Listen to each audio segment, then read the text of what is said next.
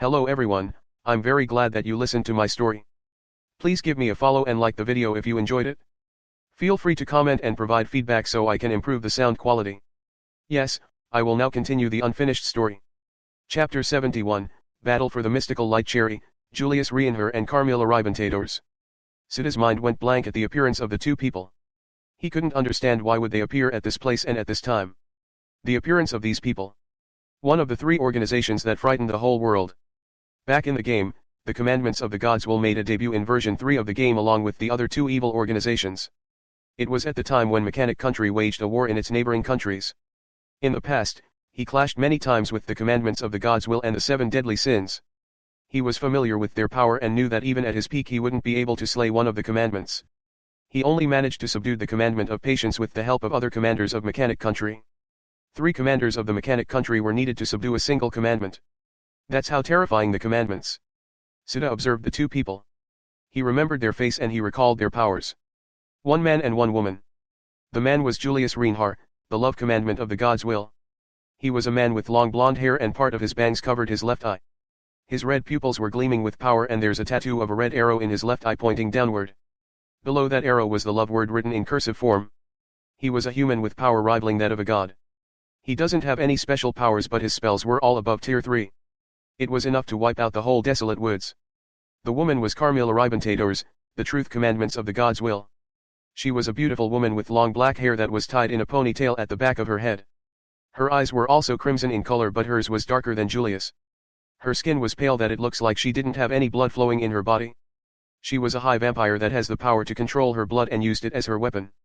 The thing that people need to watch out about her was her regenerative power. Also, she was extremely versatile in terms of combat. She could fight in long range, mid-range, and close range. Sida was warier about her than Julius. But the question was why are they here?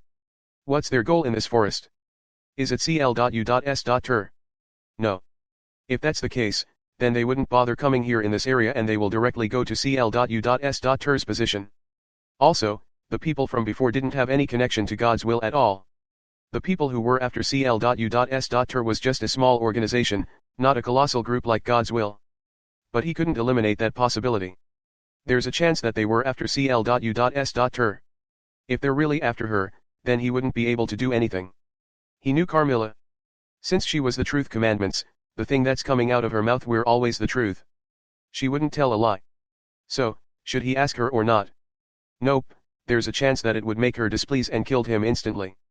Sida looked at Brian and said, "Brian, don't move no matter what happens." "Why?" Brian asked him as he couldn't understand what's happening. He doesn't have any idea who's those two people. "Just do it. Don't ask me, I will explain everything later," Sida said with a grave expression. "Oh okay." Brian nodded his bloody head. His face was full of blood. Sida doesn't have any idea how he could move in such condition. Fred quietly listened to Sida. Since Sida thought that the people who appeared were dangerous, it must be so. The earth-crawler ape gazed at the two people.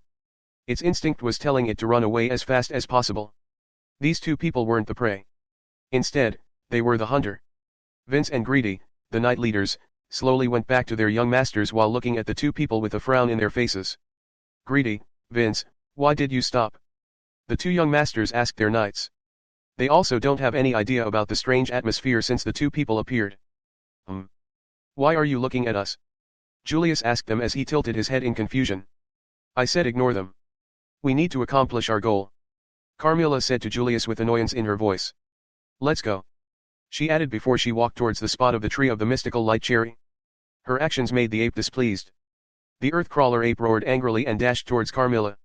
Its best Faram was focused on pressuring her. "Umph." Carmilla snorted and she waved her slender arm towards the ape. The head of the earth-crawler ape flew in the mid-air before it landed on the ground with a loud thud sound. Its face revealed a shock expression. It looks like the ape couldn't understand how it died.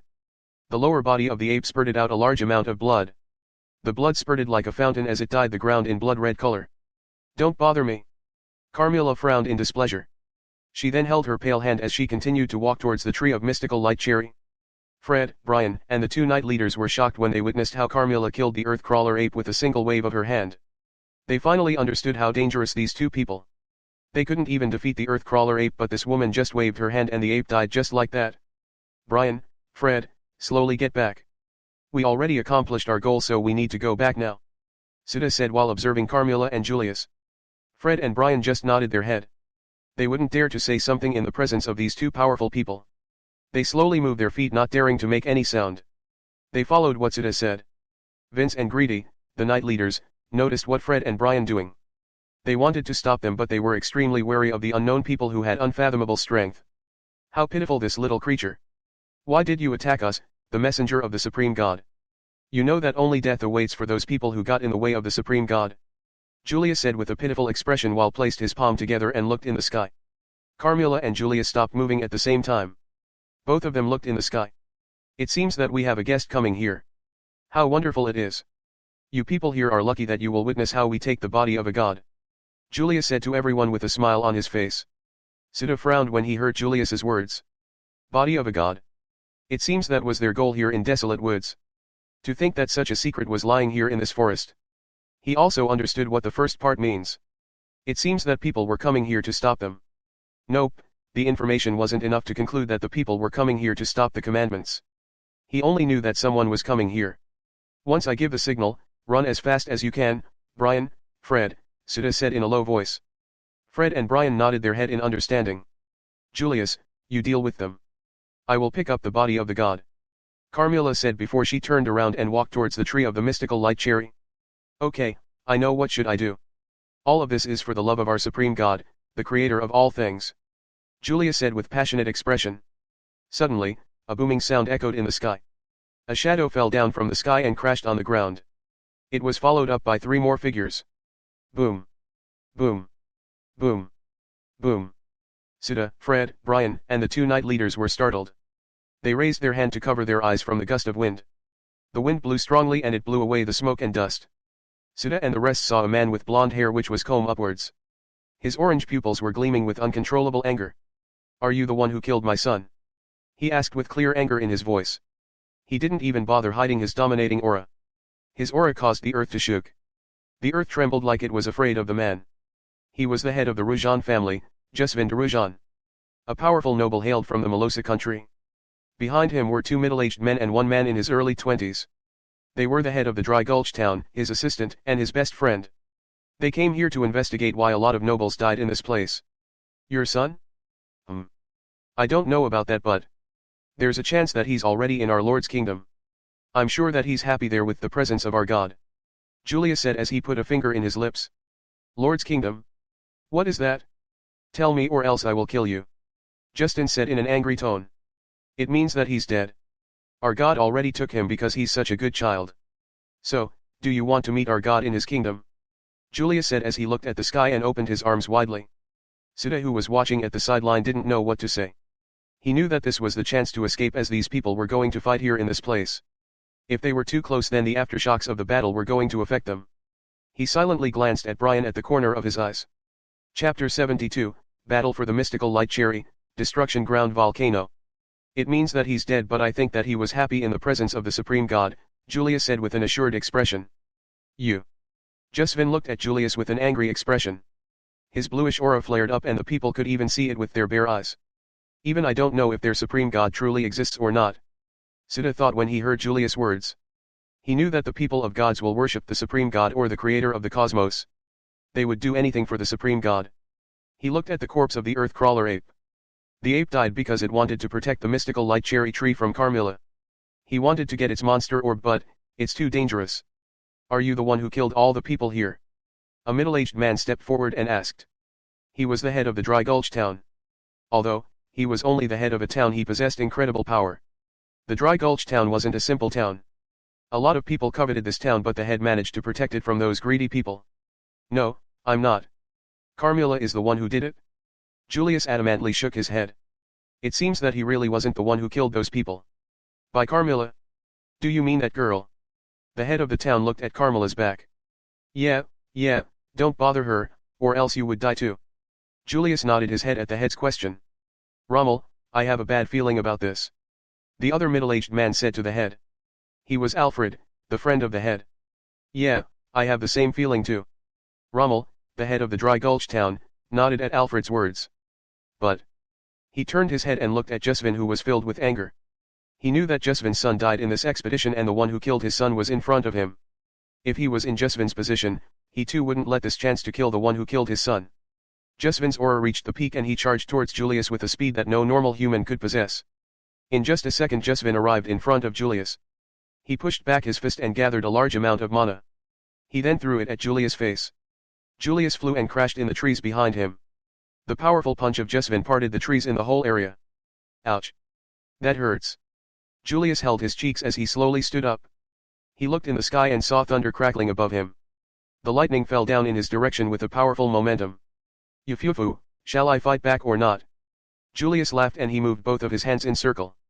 Then, a blue magic circle appeared in the air. It turned into a barrier and blocked the lightning in the sky. Boom. Boom. The lightning continued to descend in his direction but the barrier blocked all of it. It didn't even leave a scratch to the barrier. Jusvin roared and he launched another powerful spell. A dragon made of lightning formed beside him. The dragon was 100 feet in length and it possessed extremely destructive power. It was a tier 3 spell called Call of the Lightning Dragon. Yufufu. What a fascinating spell you have. Julius opened his arms widely in madness. Several barriers appeared around him in an instant. The heck with this. We're still here. Suda cursed when he saw that spell. He knew how powerful that spell and the range of that spell. He turned around and shouted, Brian, Fred.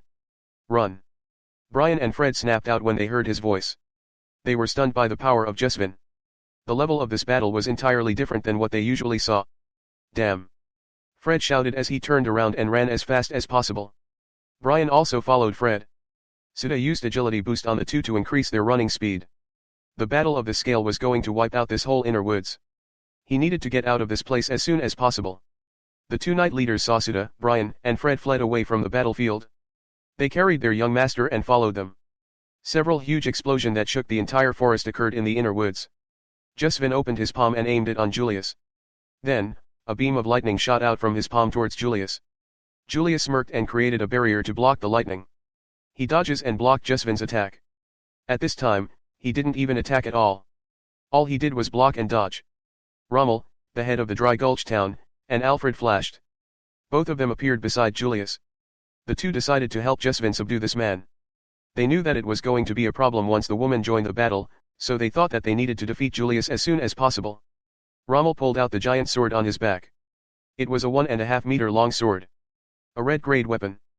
Bluish energy covered his sword. Dominating Earth Slash. He used high-level combat art against Julius. Alfred pulled back both of his fists and activated his combat arts. Fierce 100 punch. He shot a barrage of punches towards Julius. Both of their combat arts directly hit Julius' body.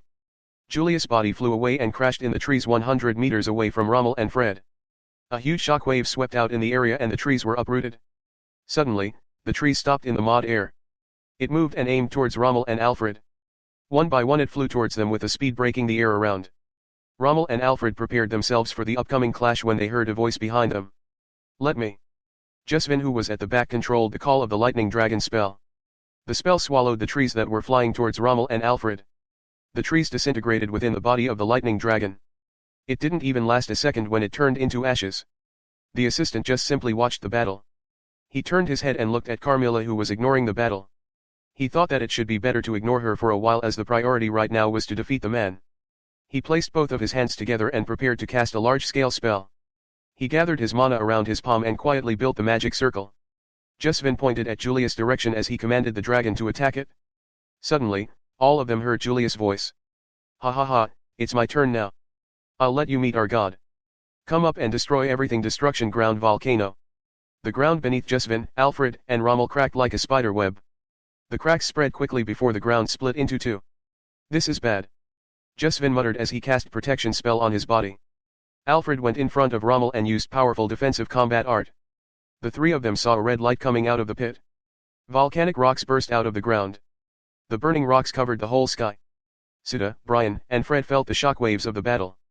Even at their distance they still could felt the pressure coming out of the battlefield. They were running when the ground shook heavily. The shaking was extremely powerful that it uprooted the towering trees. Then, they heard a loud booming sound. The three of them looked up and saw huge boulders of rock covered the sky. The rocks were burning and it filled with powerful momentum that could destroy anything. This scene was the same when a volcano exploded. The same natural disaster, and Julius, the love commandments of the God's will, was creating that scene. Fred's face was painted with fear. It was his first time seeing something like this, so his emotion overwhelmed him. Brian was looking at the scene with an amazed expression. To think that people were capable of this much destruction was beyond him. Sita looked at Brian with a satisfied expression. Brian was really something if this didn't make him afraid. But Fred was different. Fred was just an ordinary butler in the House of Affairs. Don't worry about it. We're getting out of this place with class rep. Sita said to Fred. Fred snapped out of his daze when he heard Sita's voice. That's right, young miss need to get out of this place. He muttered to himself. The people from the Dry Gulch town woke up when the ground shook. This town was near the desolate woods, so even the people here felt the aftershocks. All of them went outside of their house in a panic. They thought that it was an earthquake, but what they saw outside filled their hearts in fear. They saw huge boulders of rock covered the sky. The rocks reached the peak and it scattered in all directions like a fountain. This puts the people in the town in panic. Are we going to die? Way. One by one the people of the town started to panic. They could see it with their own eyes that those huge burning rocks were going down straight in their direction. Those rocks were going to crush the city without a doubt. What hell is happening there? The atmosphere there is really bad. Some sane people looked at the sky with a frown. They don't understand what's happening. They only knew that something bad was going on in the desolate woods. They knew that there's no volcano there, so it's impossible to think that it was a natural disaster. Not just the people of Dry Gulch town saw the scene, but also the people from different towns and villages near the desolate woods. All of them saw the scene. Chapter 73, Battle for the Mystical Light Cherry, Sita vs. Greedy and Vince. Sita's group was running towards the direction where Lamilia and the rest stay. Sita noticed that someone was following them. He stopped and looked behind him. He saw the two knight leaders were following him. What's wrong, Sita? Brian asked him when he saw Sita stopped all of a sudden. The knights are following us, Sita said while looking at the approaching knights. The knights were carrying their young masters. Brian, Fred. You can go now. Leave this to me. Sita said with a serious expression. Brian looked at Sita for a while before he nodded. Okay, I understand. Take care, Fred said. The two of them continued their way to Lamilia and the rest. Brian was injured, so Sita didn't let him fight anymore, and Fred was unstable. He was afraid and he wouldn't be able to hide it in front of Sita. Okay, let's do this, Sita said as he stretched out his limbs. He then took out a mana potion from his bag. He drank it without a second thought. He already lost a large amount of mana from casting buff to Brian and Fred before. He prepared himself for the arrival of the two knight leaders. Before that, Sita looked at the direction of the big battle. He knew that it's only a matter of time before Julius killed those people. Julius' level was entirely different from the family head of some noble family and the head of a town. It needed several generals of the Melosa country to stop a single commandment. Vince and Greedy, the knight leaders, stopped when they saw that Sita was waiting for them. They looked around and saw that it was only Sita. They thought that the other two already left with the mystical light cherry. They placed down their young masters and looked at Sita with a wary expression. You. What are you doing? Tell me, where's the mystical light cherry? One of the young masters pointed at Sita and asked him. Yeah, tell us if you want to live. The other one said. What a spoiled young noble. Sita said with an amused expression. He slowly pulled out the Vajra sword Saya. Young master, stay back, Vince said as he stepped forward to shield his master. We're going to finish this quickly, Greedy said, and he silently gathered his mana. Finish me quickly. That's something else, you know. Sita cast agility boost and strength boost on himself. He only has half amount of his mana left in his mana pool. He then raised his hand and cast. Their shadows burst out and tried to bind the two knight leaders, but the knight leaders weren't ordinary people. Both of them swung their sword, which was filled with mana, at the shadows.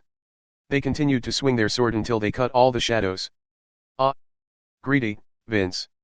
They turned around and saw that the same shadows were strangling their young master.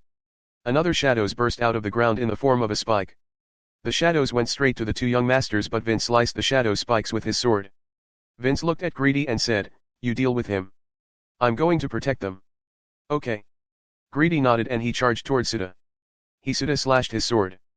Metallic sound echoed each time their weapons collided. Sparks flew out and Sita was slowly getting pushed back. Several small cuts appeared in his arms and chest. The knight leader Greedy was better than him in the sword fight.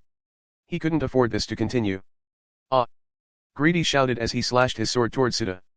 Arg. A huge cut appeared on Sita's chest. It spurted out blood, but he ignored it and took a distance away from Greedy. Sita knew that fighting an injured knight leader wasn't going to be easy with his current strength. The sword mastery of Greedy was higher than him by 2 levels. Greedy gripped his sword tightly and he chased after Sita. Suddenly, his foot sunk in the ground. Sita smirked at this and a red light covered the Vajra sword in his hand. He swung it towards Greedy who couldn't move in his position. He already prepared the mudslide spell all over the whole place. Only he knew where it is and no one else. This was his advantage against the opponent who was clearly above his level. If the 2 knight leaders weren't exhausted from fighting the Earthcrawler ape then it would be a different matter. Crimson Moon. Vince was about to help Greedy when Sita cast another Shadow Bind and Shadow Spike. The spells cast by Sita caused Vince to stop. Greedy tried to block the attack but the attack was powerful and it broke his defense. It left a huge cut on his chest, the same as Sita. He gathered his mana and smashed the ground. He kicked the ground hard enough so that he could get out of the mudslide spell.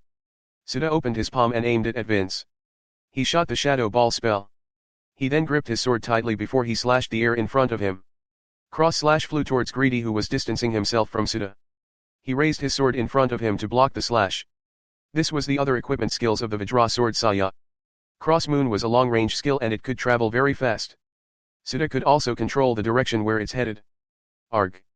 Greedy gritted his teeth as pain assaulted his body. This guy is strong. He muttered. Sita prepared himself to cast the Crimson Moon. When he suddenly vanished from his position, he replaced the shadow ball that flew towards Vince. Vince was surprised when he saw this. He didn't expect that Sita would appear beside him. He didn't prepare himself at all for this development. He was just going to avoid the shadow ball but Sita appeared in its place. Surprise. Sita grinned as he swung his sword using the skill Crimson Moon. He aimed it at the neck of Vince, attempting to kill him with one strike. Vince reacted quickly by moving his body sideways. Still, the sword sunk in his flesh drawing out a huge amount of blood. He was cut from his left shoulder down to his belly. It wasn't a simple injury at all. If he couldn't treat it in time then there's a possibility that he would die even with his extraordinary physique. Vince gritted his teeth and shot a kick to retaliate. Sita raised his hand and he blocked the attack. He flew out but he managed to stabilize himself in the mid-air before he landed on the ground. He held the cut on his chest and felt the blood flowing out non-stop. He looked at Vince and charged at him but Greedy appeared in front of Vince. Greedy faced Sita in a sword fight once again. Shadow Spike. Shadow Ball. Sita cast his spells consecutively while exchanging blows with Greedy. He knew that he wouldn't be able to beat Greedy in a sword fight. He needed tricks to defeat someone at Greedy's level. Greedy had to protect the two young master while also protecting himself from Sita's spells. Vince didn't have enough to protect others with his condition. He got careless and that nearly took his life. Sita used the skill of his sword. Red slash flashed and it flew towards the two young masters. Damn. Greedy cursed as he knew that Sita was deliberately targeting his young master. He gripped his sword tightly and he collided at the red slash. The other slash went on the ground and before it exploded, it caused the smoke and dust to shot up. The smoke covered Greedy and the two young masters. Sita bent his knees and threw himself while casting Shadow Ball towards Vince. He used the skill dash to increase his running speed. In just a second, he arrived in front of the thick smoke. He pulled back his hand and used stab repeatedly. Several holes appeared as he kept stabbing his sword non-stop. He felt his sword sunk in the flesh of Greedy. It's not just Greedy, the two young masters were also stabbed by his sword. Sita followed it up by using Crimson Moon. He didn't even need to see if they died as the system prompt sounded in his mind. He blinked towards the shadow ball that he cast before. He saw that Vince was already waiting for him to appear. Sita expected this so he quickly slashed his sword. Sita stopped moving and he looked up. He saw a 4-meter rock flying towards their direction. He quickly jumped back to avoid the burning rock. Vince also jumped away. It's not just one explosion that occurred but numerous explosions happened at the same time. The burning rocks from the sky were falling down and it was destroying the whole forest. Sita looked up in the sky. He then placed back his sword in its sheath. He looked at Vince once more before he left. See you later. I've already completed my quest here. Chapter 74, Battle for the Mystical Light Cherry, quest complete. Brian and the rest were waiting for Sita outside the desolate woods. It's dangerous inside the woods right now as the burning rocks were falling down all over the woods. It was destroying the woods. They had a concerned look in their face as they waited for Sita to appear. Lamilia asked what happened there but Brian and Fred didn't give her an explanation. They said that it's better if Sita said it as he's the one who really knew what's happening there. Even Fred wanted to tell her what happened but he didn't know the exact thing that occurred there. Lamilia didn't have a choice but to wait for Sita even though she was extremely curious about what transpired there. She could see that Fred, her butler, was trembling and Brian was covered in blood. This only made her curiosity reach its peak. Sita was dashing through the forest with all of his might. Every second the ground shook as the burning rocks crashed deep in the ground. He held his chest as he felt his blood flowing out of his wounds, while his other hand was holding his bag tightly. He wouldn't let it go no matter what because the rotten venomous green apple and the flesh of a level 20 above undead was inside it. He run past every tree as his speed increased with the help of his skill dash. He could feel it, his stamina was running out at a very fast speed. It's not that bad. I've gained more this time. Sita muttered. He arrived outside of the desolate woods. He was greeted by a red fluffy fur. Humph. His face was buried in the red fur as Yuko hugged him tightly. He tapped Yuko's hand as he felt the pain in his wound from being pressed tightly by her. It took him a while before he managed to get out of Yuko's embrace. Huff. Huff. Sita gasped and he turned his head to his side. He saw that Lamilia and the rest were looking at him. Mission complete, Sita said as he smirked at them. Brian laughed and Lamilia sighed in relief. Fred and Jasmine smiled at this. Brian raised his hand which was holding the mystical light cherry. The quest this time was hard and there were many unknown factors that appeared but they still managed to accomplish their objectives. Brian gave the mystical light cherry to Lamilia without hesitation. Is it really okay for me to receive this? Lamilia asked with slight hesitation. She knew that she didn't even help in getting the cherry and without Brian and Sita they wouldn't be able to acquire the cherry. The mystical light cherry should belong to Sita and Brian, not her. Even without her help or Fred's help Brian and Sita would regardless acquire the cherry. This was the reason why she hesitated. It's okay, that's part of our quest. You should help us sometimes in the future. Sita said to her. Oh okay. Lamilia nodded at him. It was then that Sita heard the system prompt inside his head. Congratulations on completing the quest gathering. You've received 20,000 EXP, 10 free attribute points, and 5 skill points. Sita smiled when he saw this. He had 4 skill points left and added with 5 skill points he now had a total of 9 skill points. He could use it to level up his Shadow Bind skill to 6 but he decided to postpone it until he went back to Ladro City. Lamilia saw his smile. She then bowed her head and said, Thank you for helping me. I will not forget this debt. Sita snapped out of his daze when he heard her. He waved his hand and said, Don't mention it. Lamilia smiled at his actions. She didn't know what's his real objective this time but he helped her and that's all she needed to know. She thought that Sita didn't receive rewards for helping her, so she decided that she will pay him back in the future. We're grateful for what you did for our young miss. Jasmine and Fred stepped forward and also thanked him. They also thanked Brian causing him to smile awkwardly while scratching his cheeks. CL.U.S. watched the scene silently. Sita felt 2 hands circled around his waist. He looked behind and saw that it was Yuko. Yuko stuck out her tongue and licked his cheeks. Sita patted her head and let her do what she wants. He then remembered something. He looked at Brian and asked, Brian, I want to ask something. Brian turned to Sita and said, What is it? He doesn't have any idea what he's going to ask. How did you survive from the bistro of the earth crawler ape? Sita asked. He was curious about this. He wanted to know how did Brian survive that powerful attack. If he was in Brian's position at that time, he knew that he wouldn't be able to defend that attack from the earth crawler ape. He would be forced to use the possession skill of the Vajra sword if he was in that position. I don't know too. At that time, I thought I was a goner but... Brian frowned as he tried to recall what happened at that time. But... Sita looked at Brian while caressing Yuko's head. Some power flowed inside my body. It gives me strength and I felt the world slow down, so I managed to cast some defensive spell but that wasn't enough. That unknown power protected me. Brian told Sita what he felt and did at that time. Sita frowned at his answer. He rubbed his chin and thought that Brian wasn't an ordinary person. It seems that Brian holds some secrets within his body. I smell the scent of a hidden quest. He remembered the time in the game when he always talked to his colleagues, NPC, in Mechanic Country just to get their quest. When he was low rank at that time, he helped his captain and commander. It's okay if he parties with NPC because an NPC wouldn't get a share of reward in the quest. Just like the time when they subjugated the Patience Commandment, he wasn't solo at that time, he was with the other commander of the Mechanic Country. He's a solo player in the game but that doesn't mean that he wouldn't interact with people. He just didn't party with any other player as he wanted the rewards on the quest on himself. If he doesn't interact with people, NPC, then how would he get a quest? He wouldn't get a hidden quest if he only took quest from Adventurers Guild. He needed to interact with various NPC and raise their affection points to know their secrets. After he knew their secrets, the NPC would give them a quest but not all NPC would give a quest. Suddenly, a strange energy swept out in the whole area. Sita and the rest stopped. They turned their head and looked at the desolate woods. They saw a shocking scene that occurred in front of their eyes. The grass and trees withered one by one. The green leaves started to fall from the trees and it loses its life.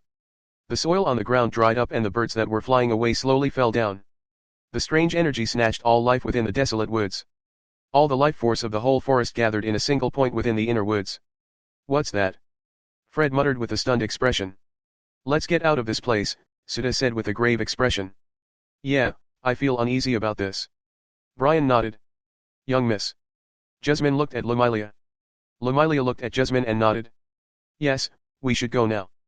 Yuko picked up Sita in her arms before she ran away. Oi. You can put me down. I can run on my own. Sita said as he patted Yuko's hand. Lamilia and the rest looked at each other before they followed Yuko. A loud neigh of a horse echoed in the whole area. It shook the hearts of everyone who heard it. Everyone felt their life was going away when they heard the neigh.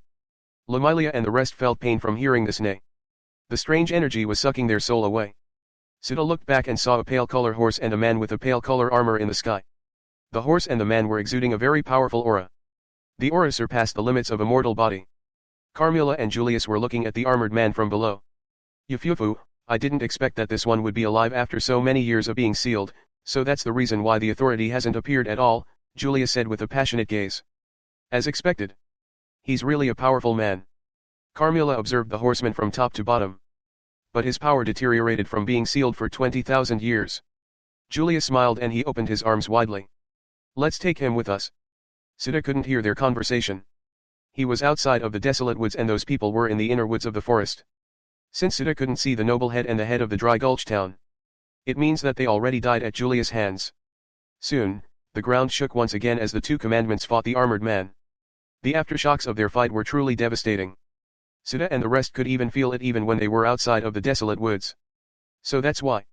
Sita muttered while looking at the fierce battle behind him. Chapter 75, back in the Ladros city. Sita's group arrived in the Dry Gulch town. They saw that the town was in ruins. Boulders of rock crushed the plaza and the houses of the residents here. People were panicking all over the whole town. The head of the town was nowhere to be found, so no person could guide them in this time of crisis. Sita knew that the head of the Dry Gulch town died at the hands of Julius Reinher, the love commandment of the god's will. Sita looked at Lamilia and said, we should go now. We wouldn't be able to properly rest in this place. Lamilia looked back at Jasmine and Fred. The two nodded at her before she agreed at him. She then opened her mouth and said, actually, we brought a caravan here. Really? Sita looked back at her. If she really has a caravan then that's good news. But I don't know if it's still here, Lamilia said with a slight hesitation. Okay, let's check it first. Sita nodded at her. The group went inside the Dry Gulch town. The effects of Julius' spell was really devastating. It even destroyed most of the houses here in the Dry Gulch town. The inside of the town was a sight to behold. Corpses were scattered everywhere. Blood dyed the ground. Some people were crushed into mincemeat. Some were burned because of the fire that came from the rock. The boulders of rock crushed the house and it includes the people that lived there. Some houses had smoke rising in it because of the burning rocks. Some of the people were plundering the merchandise of some shops. Chaos spread in the whole town as no one had the authority to command these people anymore. With the loss of their leader, the people of the town panicked. Even now, the people were still in a state of panic because of the vibrations from the battle of the two commandments and the pale or.e.m.e.n. Every minute the ground would tremble twice or thrice. Brian had a blank expression on his face when he saw this scene. Sita noticed Brian's look, so he said, Brian, ignore them. We're injured too, so don't try to help them. Even if you really wanted to help, you would not be able to because of your condition right now. If you collapse you would become a burden. I know. Brian opened his mouth and said. Sita looked at everyone's face and sighed. If they were feeling nausea from something like this, then they wouldn't be able to handle the future version where the whole continent was in the war. The first big event that will hit this continent was the demon invasion. This event was really brutal as the demon would mercilessly slaughter those people from small countries. Those small countries that weren't included in the map will be annihilated. Those small countries and the towns or villages that weren't under the protection of large countries were slaughtered by demons. It was truly brutal considering that hundreds of millions of people perished at the demon invasion. Sita's group arrived at the place where Fred parked their caravan. They saw that the place was still up. The problem was that it looks like some people ransacked the place. They went inside the lot and found that the caravan was gone. As expected, some people already took it away. With the state of the town, it's only natural that people will take whatever caravan they saw, Sita said with a sigh. Fred and the rest couldn't help but nod their head at his words. Let's find a place to stay, Suda suggested to them. Let's do that, Lamilia said. She knew that Suda and Brian were exhausted and they needed a lot of rest before they could regain their energy. Suda's group went around the town and found an abandoned house. They decided to stay for a night inside the house. Jasmine stayed up as she guarded the house while everyone was resting. Even though she didn't have enough power, she still could wake up everyone when some people enter the house. Suda and Brian collapsed when they relaxed their tense muscles. They were too tired and exhausted from all the things that happened today. They instantly fell asleep when they laid down. Also, with their current condition, they wouldn't be able to go to another town. They needed rest more than anything. Lamilia didn't ask Suda about what happened in the forest as she knew that he needed rest right now. Her questions could wait until tomorrow. What a tough day it is, Lamilia muttered while looking outside the window. She then opened her bag and took out the mystical light cherry. She raised it in front of her face and looked at it with a dazed expression. After a few moments, she sat down in a lotus position and took a bite of the mystical light cherry. She decided to eat the cherry right now and see its effect on her body. She slowly digested the nutrients of the fruit inside her body. I hope I could gain my father's recognition. Suda and Brian woke up at noon. They went downstairs and found that everyone was already awake. It hurts. My whole body. Brian complained. The wounds that he received was far greater than Suda. He was lucky that he was still alive after taking the bistro head on. Suda ignored Brian and he walked outside. He jumped on the rooftop of the house and looked at the direction of the desolate woods. The desolate woods dried up. All the trees inside it withered and there's no trace of life anymore in the woods. It truly fitted the name, Desolate Woods. The battle was over, Suda muttered while looking at the forest. Since a big event happened here in this place. One of the 3 great countries will send people to investigate this place. The true God's holy kingdom was the one that's closer to this place, so he thought that they were the ones who were going to investigate this place along with the countries near this place. The Pale Horseman. Suda muttered as he recalled what he saw yesterday. The Pale Horseman was sealed inside the desolate woods for 20,000 years. Only the people from God's will knew this information. They wanted something from the Pale Horseman and that's the authority of the Creator. Later, they will turn the whole continent upside down just to find the other 3 authorities. Suda rubbed his chin and remembered that the Red Horseman was still alive, but the other 2 weren't. The 2 authorities were passed down to other people that suited its power. He doesn't know much about the authorities. He only knew that it was a special power and those people that wielded it was extremely powerful. Suda shook his head and put those thoughts in the back of his mind. He went back inside the house and found that Jasmine already prepared the food. As expected of a maid, he could count on her with things like cooking. It seems that Fred woke up early in the morning to hunt some wild animals. It was hard to find food in this town now that people were packing up. He noticed that Lamilia's aura changed. He guessed that she consumed the mystical light cherry and this made her aura grow stronger. Suda's group traveled from village to another village until they found a place where the place wasn't affected by the battle in the desolate woods. It took them a whole day before they found a proper place. There they bought a carriage using Lamilia's money. Well, she had a lot of money so it's not a problem for her. They stayed in that village for a night before they continued their journey to the Lodro city. While on their way, Lamilia asked him what happened in the desolate woods. Suda explained to them that the 2 people that appeared were part of the God's Will cult. They were shocked when they heard this. They heard the rumors about how terrifying the God's Will cult. He explained how those 2 people killed the nobles inside the forest. This incurred the wrath of some noble family from Malosa country. Also, the head of the Dry Gulch town came there with the noble head. They fought the 2 people from God's Will cult. Suda said that he identified them because of the symbol in their clothes, the symbol of a hand holding the world. That's the symbol of the God's Will cult. Lamilia, Fred, and Jasmine gasped from his story. They finally knew what danger they were facing in that place. They would die easily if they made one wrong move. At the end of the day, Suda's group arrived in Lodro city. It feels like they haven't been here for a long time due to what happened in the desolate woods. We're back. Brian exclaimed loudly. The class already started this morning, so we missed one day of class, Suda said. He looked down at his bag with a satisfied expression. He gained a lot from this quest. End of Volume 2. Chapter 76, Side Story, Yuko. My name is Yuko Ishii. I'm a red for bear. I pick Ishii as my surname because that is master's surname. I think it would be great if I have the same surname as my master. Actually, I'm afraid of my master. Master is scary when he is angry. The scar on my left eye. My master did that. Master stabbed me in the eye when we first met. Remembering that scene still gives me goosebumps. That day when Master tried to kill me scared me to death. I saw Master was tired that day so I thought I could bully him. But I didn't expect my master was strong even though he was tired. I tried to defend with all my might but Master was attacking me without stopping. He's inflicting wounds in my soft body left and right. Yeah. I don't want it. I don't like it. Stop. It hurts. I shouted at that time but Master couldn't understand me. Then, I remember a powerful move that my mother taught me before she left. It is acting cute. I looked at Master with teary eyes as I lowered my head in front of him. Even though I was afraid of him, I still look at him in the eyes. I thought I was gonna die at that time. I silently curse my mother for teaching that move. I closed my eyes preparing myself. But after a long time, nothing happens. I opened my eyes and looked at my master's face. Even though he still has that stoic face of his, he must have thought that I'm the cutest bear in the world. Umph. I'm the cutest bear in the world and it's a loss if he would just kill me. So that day Master abducted me. I'm sorry mother for cursing you. Your move helped me this time. He even gave me a name. Yuko. That's me. What a wonderful name. It's suitable to a cute bear like me. You think I would forgive you in what you did to me just by giving me a name? I'm not an easy bear. Then, one day he gave me tons of fruits and meat. I couldn't help but gulp when I saw this. I shall forgive you for stabbing my eye this time. Although our first meeting was a disaster, I come to love my master. After that, my master always give me tons of fruits and meat. He always petted me and I love that feeling. I only don't like is that he's letting me stay in this cramped space. It's frustrating that I couldn't move freely in this place. I waited for master to came back here every day. Even though he's gone from morning to afternoon, I still wait in this cramped space. Lately, Master and I went to a faraway land. That place is full of dangerous people. I don't like this feeling. I don't want this but Master is here, so I should hold myself.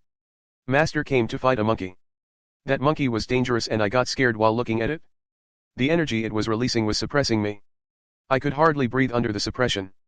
I stayed with 3 girls at that time, so I couldn't get to watch Master's figure when he was fighting. These 3 little girls, what's their relationship to Master? I want to know that and ask them but they couldn't understand me and I couldn't understand them in return. This language barrier, I'm going to break it. I waited here for a long time and when Master came back. Master had injury and since I love Master I decided to carry him. Oh. Master is early. Master. I'm hungry, hurry up and feed me. Yuko. We're rich now. I still couldn't understand Master's words but I think it wouldn't be that long before we could have a proper conversation. Still, I could understand Master's words vaguely. It must be because Master loves me so much. Chapter 77, Getting Rich. Suda woke up in an unfamiliar ceiling. He yawned and he stretched his body. He felt strangely refreshed. It feels that something heavy was gone. It's been 2 days since the battle in the desolate woods. Morning, a sweet voice came beside him. Suda turned his head and saw a beautiful mature woman lying beside him. The woman has long white hair, white cat ears, and tail. Alright, I stayed in a brothel. Suda thought. He stayed here to vent out his feelings. He wouldn't be able to control his L.U.S.T if he doesn't let it out. Good morning, Suda replied to the woman. He then stood up and wore his clothes. You're quite wild, despite your stature. The woman teased him. Suda could only smile wryly at her words. His height wasn't something he's proud of. For a goblin, he would consider himself a tall one but compared to humans and beastkin he was considered a short man. It's true that once they entered the room, he became a different person. He let his L.U.S.T consumed him yesterday night. He did everything to the woman just to satisfy his desire. I haven't done in a long time, Suda said and he placed 5 gold coins on the table. Your tip. Thanks, you can visit me again and I will give you a good time. The woman said seductively. Okay, I will also bring my friend, so you can recommend me to some of your friends at that time, Suda said as he exited the room. He actually wanted to bring Brian with him but once they entered the Ladro city Brian disappeared like bubbles. With that innocent looks, I bet he will faint when he saw a woman's N.A.K.E.D body, Suda muttered in a low voice. He went to the market to buy Yuko some fruits and meats that she likes. After that, he went to the ranch and fed Yuko. He was going to skip class today. He had other things to do, so he will worry about the class later. He smiled as he imagined Lumilia's face when he skipped class. After all, she reminded him and Brian to not skip class before they parted yesterday. After he fed Yuko, he went inside the inn and took his bag with him. He opened his bag and saw the things inside. He took out 2 containers containing the rotten venomous green apple and the flesh of the level 20 above undead. These 2 are for my evolution, Suda said then he took out a greenish orb. This was the monster orb of a level 40 monster. Back then, when he was trying to get out of the desolate woods, he found a corpse of a monster that possessed a monster orb. So he took his time to get the monster orb. With this, I will get rich, Suda muttered as he held the monster orb in his hand. He could feel the best Faram inside the orb. The powerful energy of the monsters.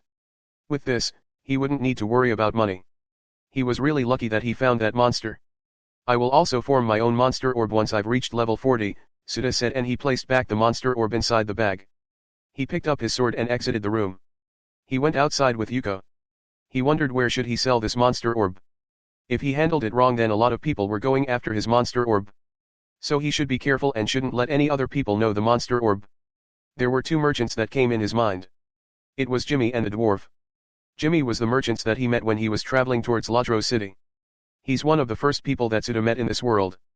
If he wasn't wrong, Jimmy was a member of the Lani Group, a huge business corporation. The other one was the dwarf from the Bulmar village. He took the escort quest at that time to go to the Bulmar village. It was when he goes underground with Jack and the other adventurers to save the village. His real objectives at that time was the dark grade weapon Vajra sword Saya.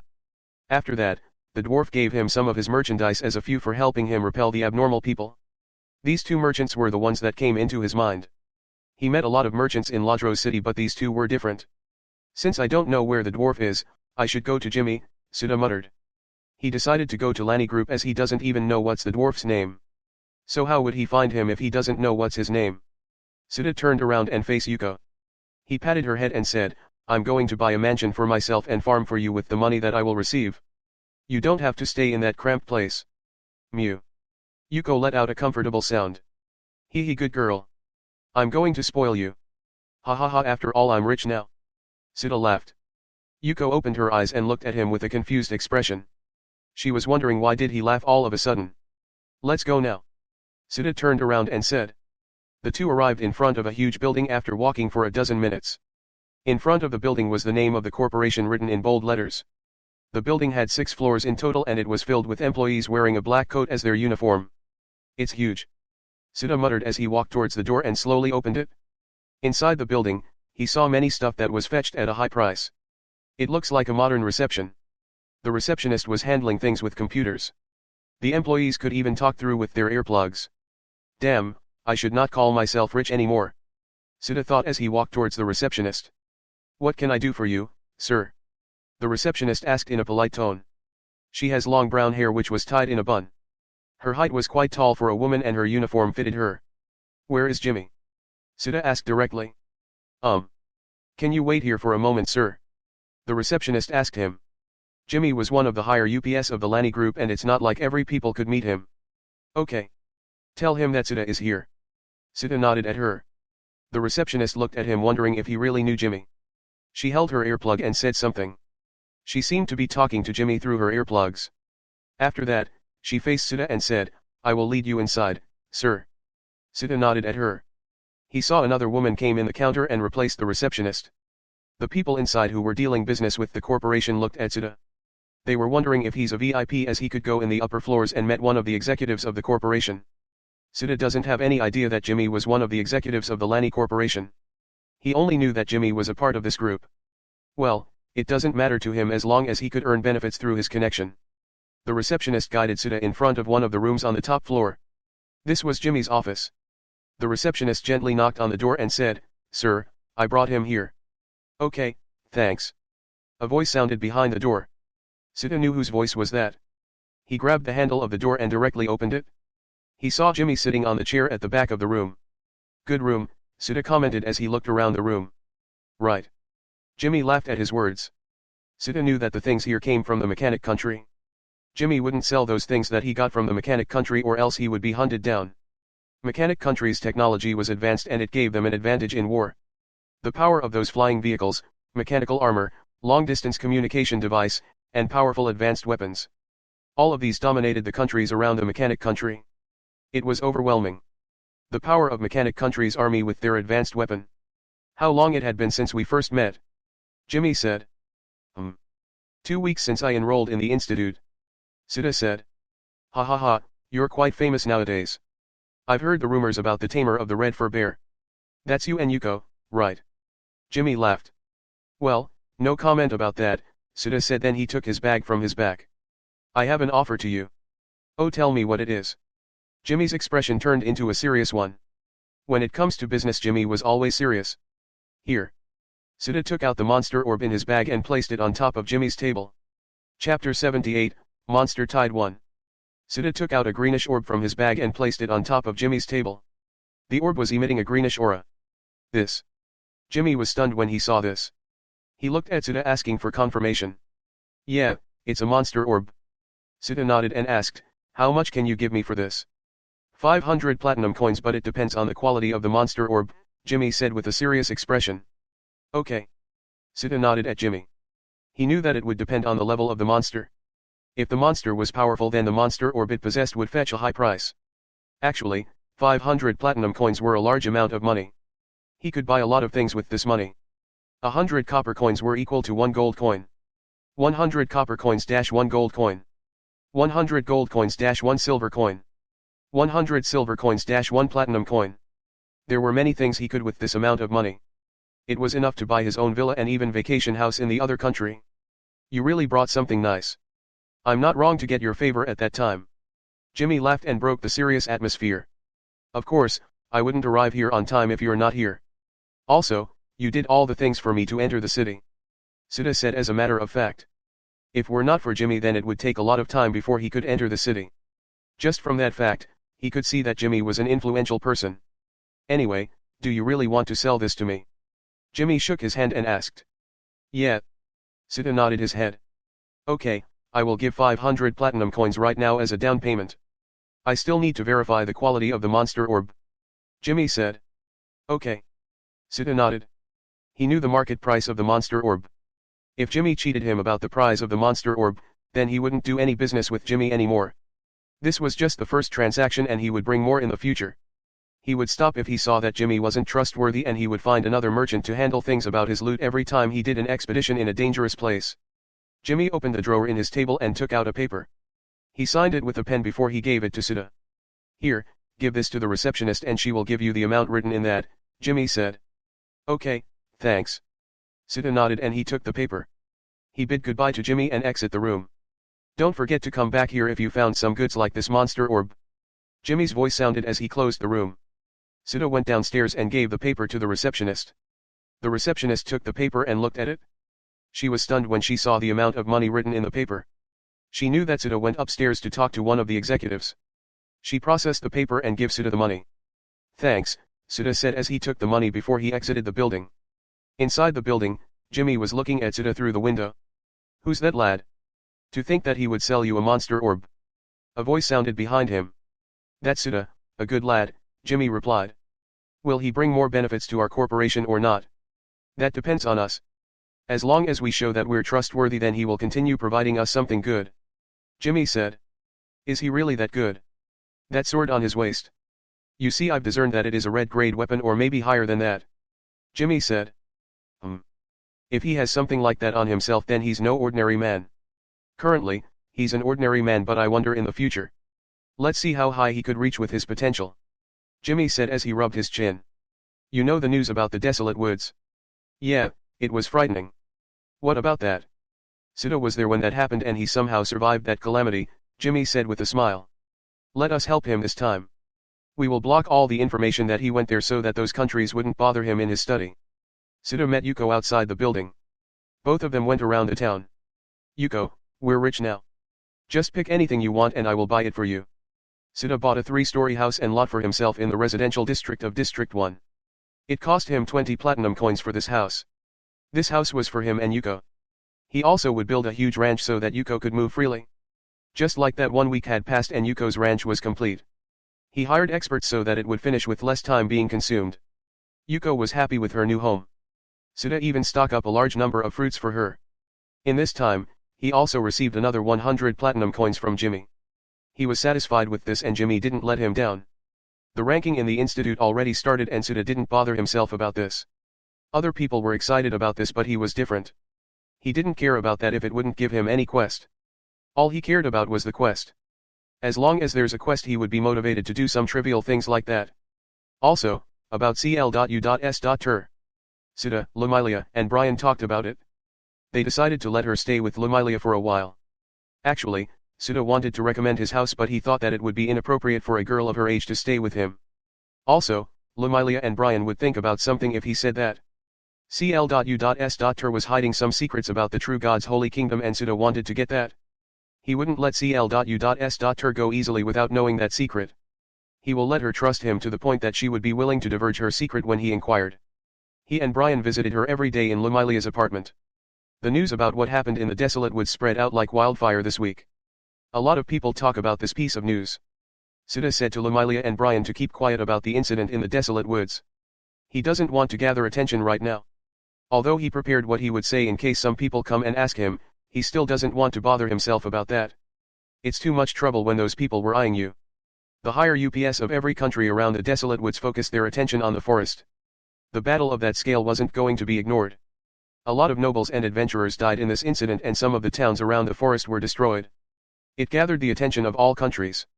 They naturally send out people to know the truth about the calamity in the desolate woods. And just as Suda expected, the true God's holy kingdom also sent out an elite squad to investigate. Suda wore his uniform and went downstairs. He cooked breakfast for himself before he ate it. He then went out and bid farewell to Yuko. On his way, he met Alice. What a coincidence, Suda said to her. Yet. Alice nodded her head. You really don't talk too much, Suda said as he walked beside her. I wonder about that, Alice replied to him. But not anymore, Suda said with a grin. Both of them entered the institute and they went directly to their classroom. They found that Lamilia was already inside the classroom. As expected of class rep, she always went to the class before anyone else. Lamilia looked at the two of them for a while before she averted her gaze. Good morning, class rep. Suda greeted her as he walked towards his seat. Gee, good morning. Lamilia greeted him back. Is there something wrong, class rep? Suda asked him. Nothing. I'm just wondering why you always go early in class. Lamilia shook her head. I came here so that I could have a coffee. The coffee here is good. Suda looked at her and said. He placed down his bag on his seat before he exited the classroom. Lamilia and Alice looked at his back. Suda went to the cafeteria and bought a cup of coffee. He then went back to the class and found that Brian was already there. Oi. Suda, good morning. Brian greeted him. Good morning, Suda replied as he sat down on his seat. Suddenly, they felt their adventurer's ID vibrated. The magic circle that was imprinted in the ID activated. Then, they heard a siren outside of the school. Warning. A monster tide has appeared in the outskirt of the Gate 1 of the city. All available adventurers should gather to the Adventurers Guild and help fight the monster tide. A warning issued throughout the whole city. Oh. What perfect timing to level up to 20. Suda mumbled. Chapter 79, Monster Tide 2. A warning was issued all over the whole city. Suda stood up when he heard the warning. He looked at his side and saw that Brian was looking at him. He understood what Brian wanted to do by looking at his eyes. He smiled and nodded at Brian. Brian nodded in return. Suda then quickly turned around and exited the classroom. Brian followed him behind.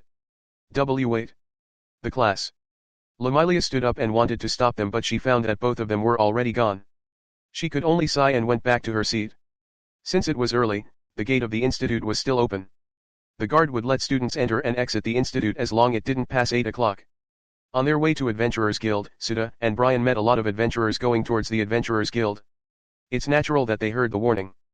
There's also a group of city guards heading towards the Gate 1. They were going to repel the monster tide with the help of the adventurers. The people around them didn't care about that. It looks like they trust the city guards to defend the city. Suda and Brian arrived in the Adventurers Guild. Both of them entered the guild and saw a lot of adventurers taking the Monster Tide quest. Suda and Brian all took the quest. Monster Tide, kill the monsters that are going to attack the city. Rewards, depends on the number of monsters that you have slain. Suda nodded when he heard the system prompt inside his head. He received a lot of Monster Tide quest back in the game. A lot of players joined the Monster Tide quest because the rewards for this quest were something good, especially to those who had high merits in the quest. The two went to Gate 1. They looked ahead and saw a large group of monsters. Their numbers surpassed 1,000 and the scout estimated that its number reached 5,000. Suda looked at the monster tide and saw a lot of familiar monsters. A disaster level monster tide, huh? Suda muttered in a low voice. A disaster level monster tide was the lowest level of monster tide. It means that the monsters that formed the tide were just low level monsters. The level of the monsters in this tide was between 10 and 40. The strongest one was the monster who just formed their monster orb. There were 3 levels of monster tide. the disaster level, calamity level, and the catastrophe level. The calamity level monster tide wasn't going to be easy like this one. The higher UPS of the city guard would join the battle, and sometimes the city lord would be forced to take action. Even the branch guild master of the adventurers guild would join the battle. Then, the catastrophe level monster tide was worse. Lodro City wouldn't even be able to defend such level of monster tide. It needed the force of the whole Hebre kingdom to stop it because a monster lord was leading such monster tide. What the hell? There are so many monsters. Brian exclaimed at his side. Sita looked at Brian and said, I thought that you don't want to skip class. Yeah, I don't. Brian nodded his head. But why? Sita asked. I thought that should join this fight and help defend the city against the monsters. Brian replied. NNN. Sita focused his attention on the monster tide. In the classroom, Bargain was in front of the class and was doing a roll call. He found that Brian and Sita were absent once again. He looked at Lamilia and asked, Where are Brian and Sita? Sir. They are adventurers, so they probably went out to fight the monster tide. Lamilia hesitated at first whether she should tell it or not. They didn't even say to me that they are going to join the battle. Bargain said with a sigh. Teacher, what should we do? Lamilia asked. Don't worry about it, they are adventurers so they should be responsible, Bargain said as he waved his hand. I'll deduct their points later. You two should experience a real battle as it would make you strong. He said to the whole class. Alice looked outside the window and wondered what they were doing right now. The guards already formed their formation. They were the vanguard of this group while the adventurers were going to cut down the number of the monster from the side. The guards were wearing full plate armor like a knight. They were exuding a fierce aura and intense killing intent. They were ready to clash at any time. The adventurers were different from the guards. They were lively and chatting with a happy expression. They were talking about the rewards of this battle and what they're going to do with it. As an adventurer, it's not the first time they join a fight in the monster tide. Only those rank E adventurers had a nervous expression. They were trembling at the sight of more than 1,000 monsters ahead of them. Their party members assured them that it's gonna be okay. They just needed to be careful and watch out for monsters that were coming behind them. Sita turned his head and looked at the adventurers. At the back, he saw a group of 5 people wearing orange-grade armor. They were the hunters of the Adventurers Guild. The hunters were the ones who were going to deal with the monster orb. Orange grade? Even some noble household couldn't brought out that high-grade armor. These adventurers were definitely not normal at all. Luckily, I didn't bring Yuko here. Sita thought. He knew that these people hated monsters to the bones. Well, let's wait for the signal, Sita said. Yeah, I can't wait for it, Brian said with an excited expression. Is this your first time seeing a monster tide? Sita asked. Yeah, what about you? Brian nodded and asked him the same question. Yeah, it's my first time too, Sita said. He's not lying. This was his first time seeing a monster tide since he transmigrated into this world. Sita recalled something.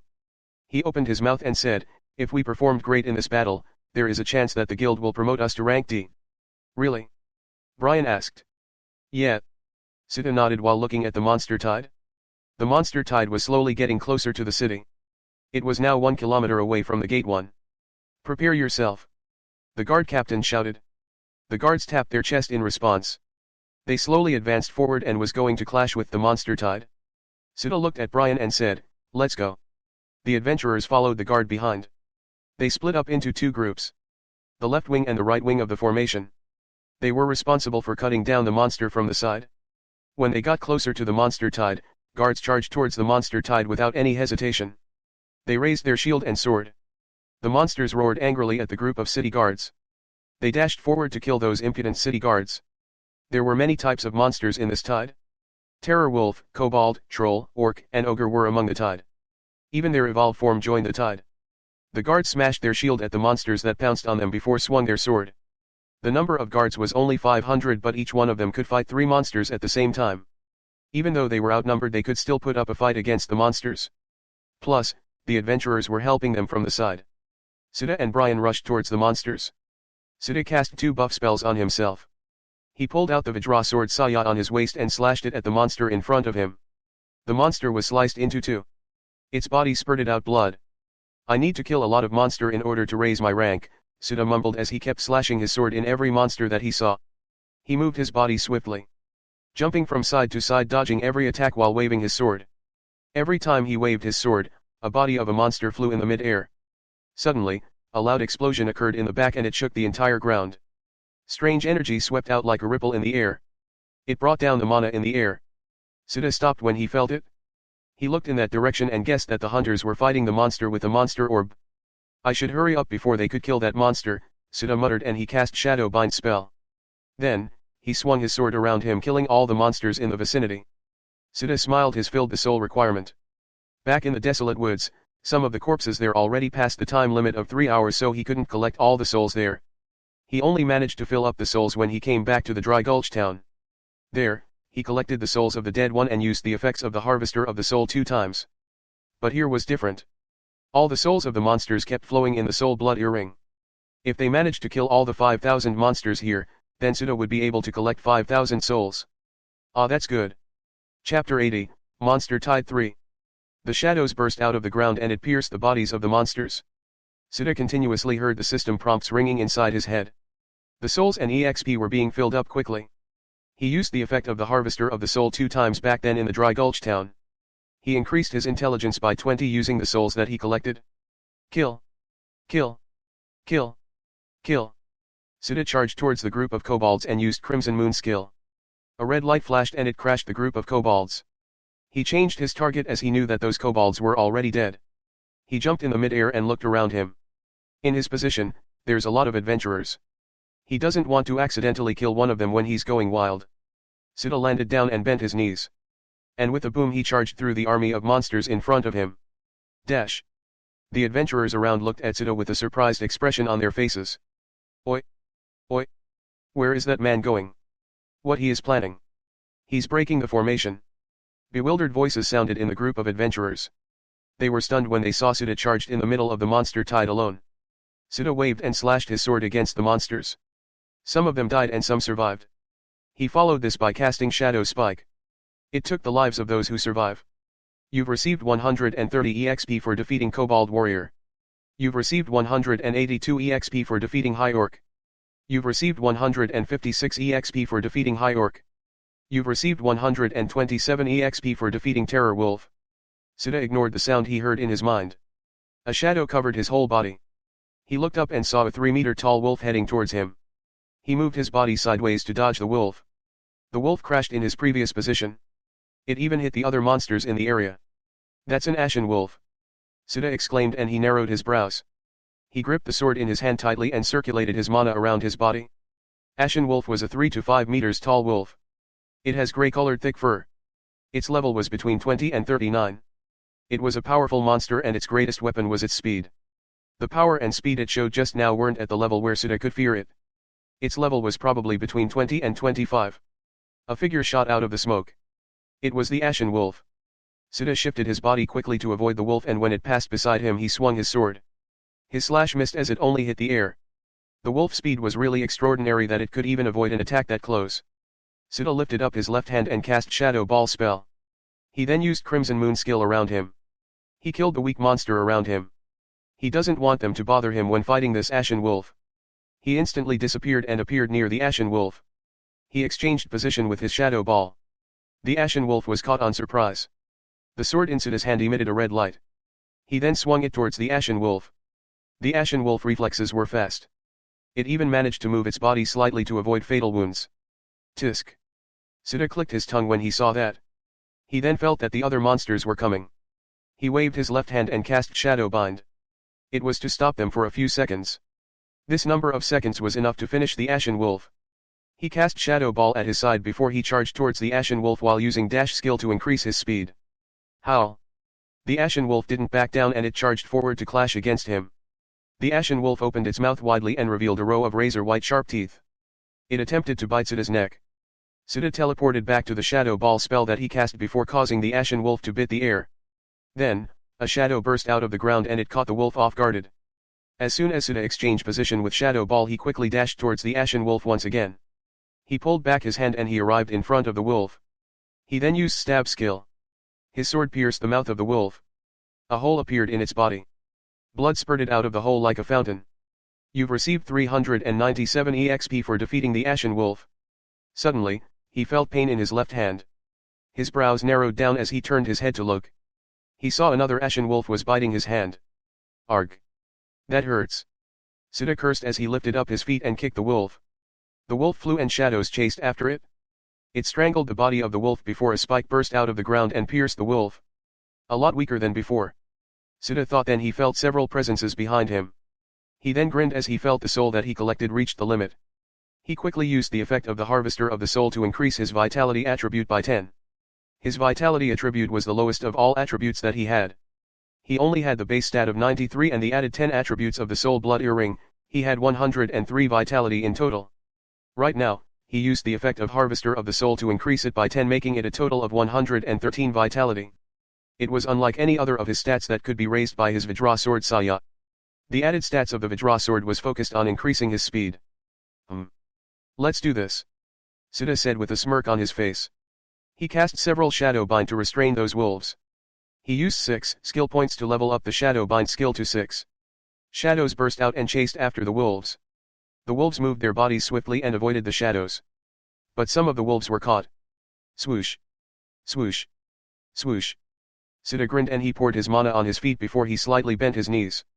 He launched himself in the pack of ashen wolves. Brian was fighting the monsters in his own way.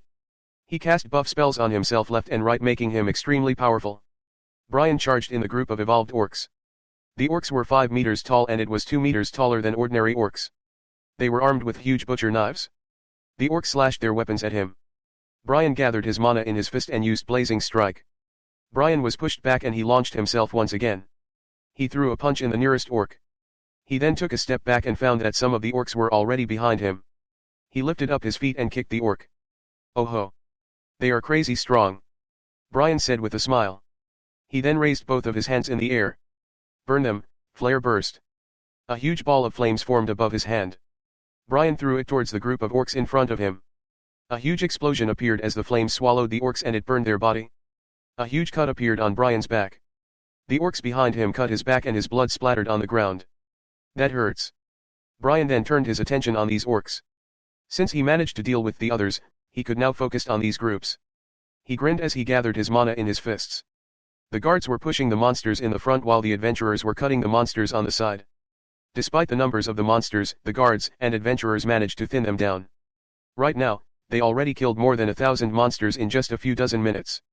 The hunters were fighting the most powerful monster in the monster tide. Their fierce battle caused the monsters around them to die. Sita jumped in the air and saw this scene. The bestiary of that monster even caused the weaker one to die in the explosion. Since the hunters were fighting in the back of the monster tide, it caused the monster tide a lot of casualties. The souls once again reached the limit of what he could gather. He once again used it on his vitality attribute. He doesn't need to use it in his strength as his race would increase it as long as he levels up. His intelligence would increase with his class. So, right now he needed to increase his dexterity, agility, and vitality attributes with the effect of Harvester of the Soul to balance his stats. Currently, there's no problem with agility and dexterity attributes as the Vajra Sword Saya managed to increase it to the point it surpassed all of his other attributes. It leaves him with the vitality attribute.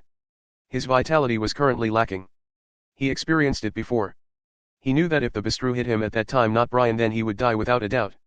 After this, Sita would gather all the skills that he knew before he evolves to increase the benefits he will receive from evolution. Chapter 81, finally. Congratulations on completing the quest Monster Tide. Calculating rewards. You've received 50,000 EXP, 10 free attribute points, 3 skill points.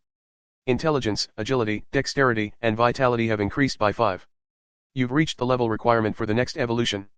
Sita heard a series of sounds in his head. The rewards he received from this quest was plenty.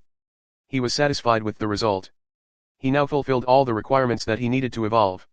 He could undergo evolution any time he wanted. Sita looked around the place. The corpse of monsters was all around the place. Almost 5,000 monsters died in this battle. Their side also suffered some casualties. Some of the adventurers and guards died in this battle.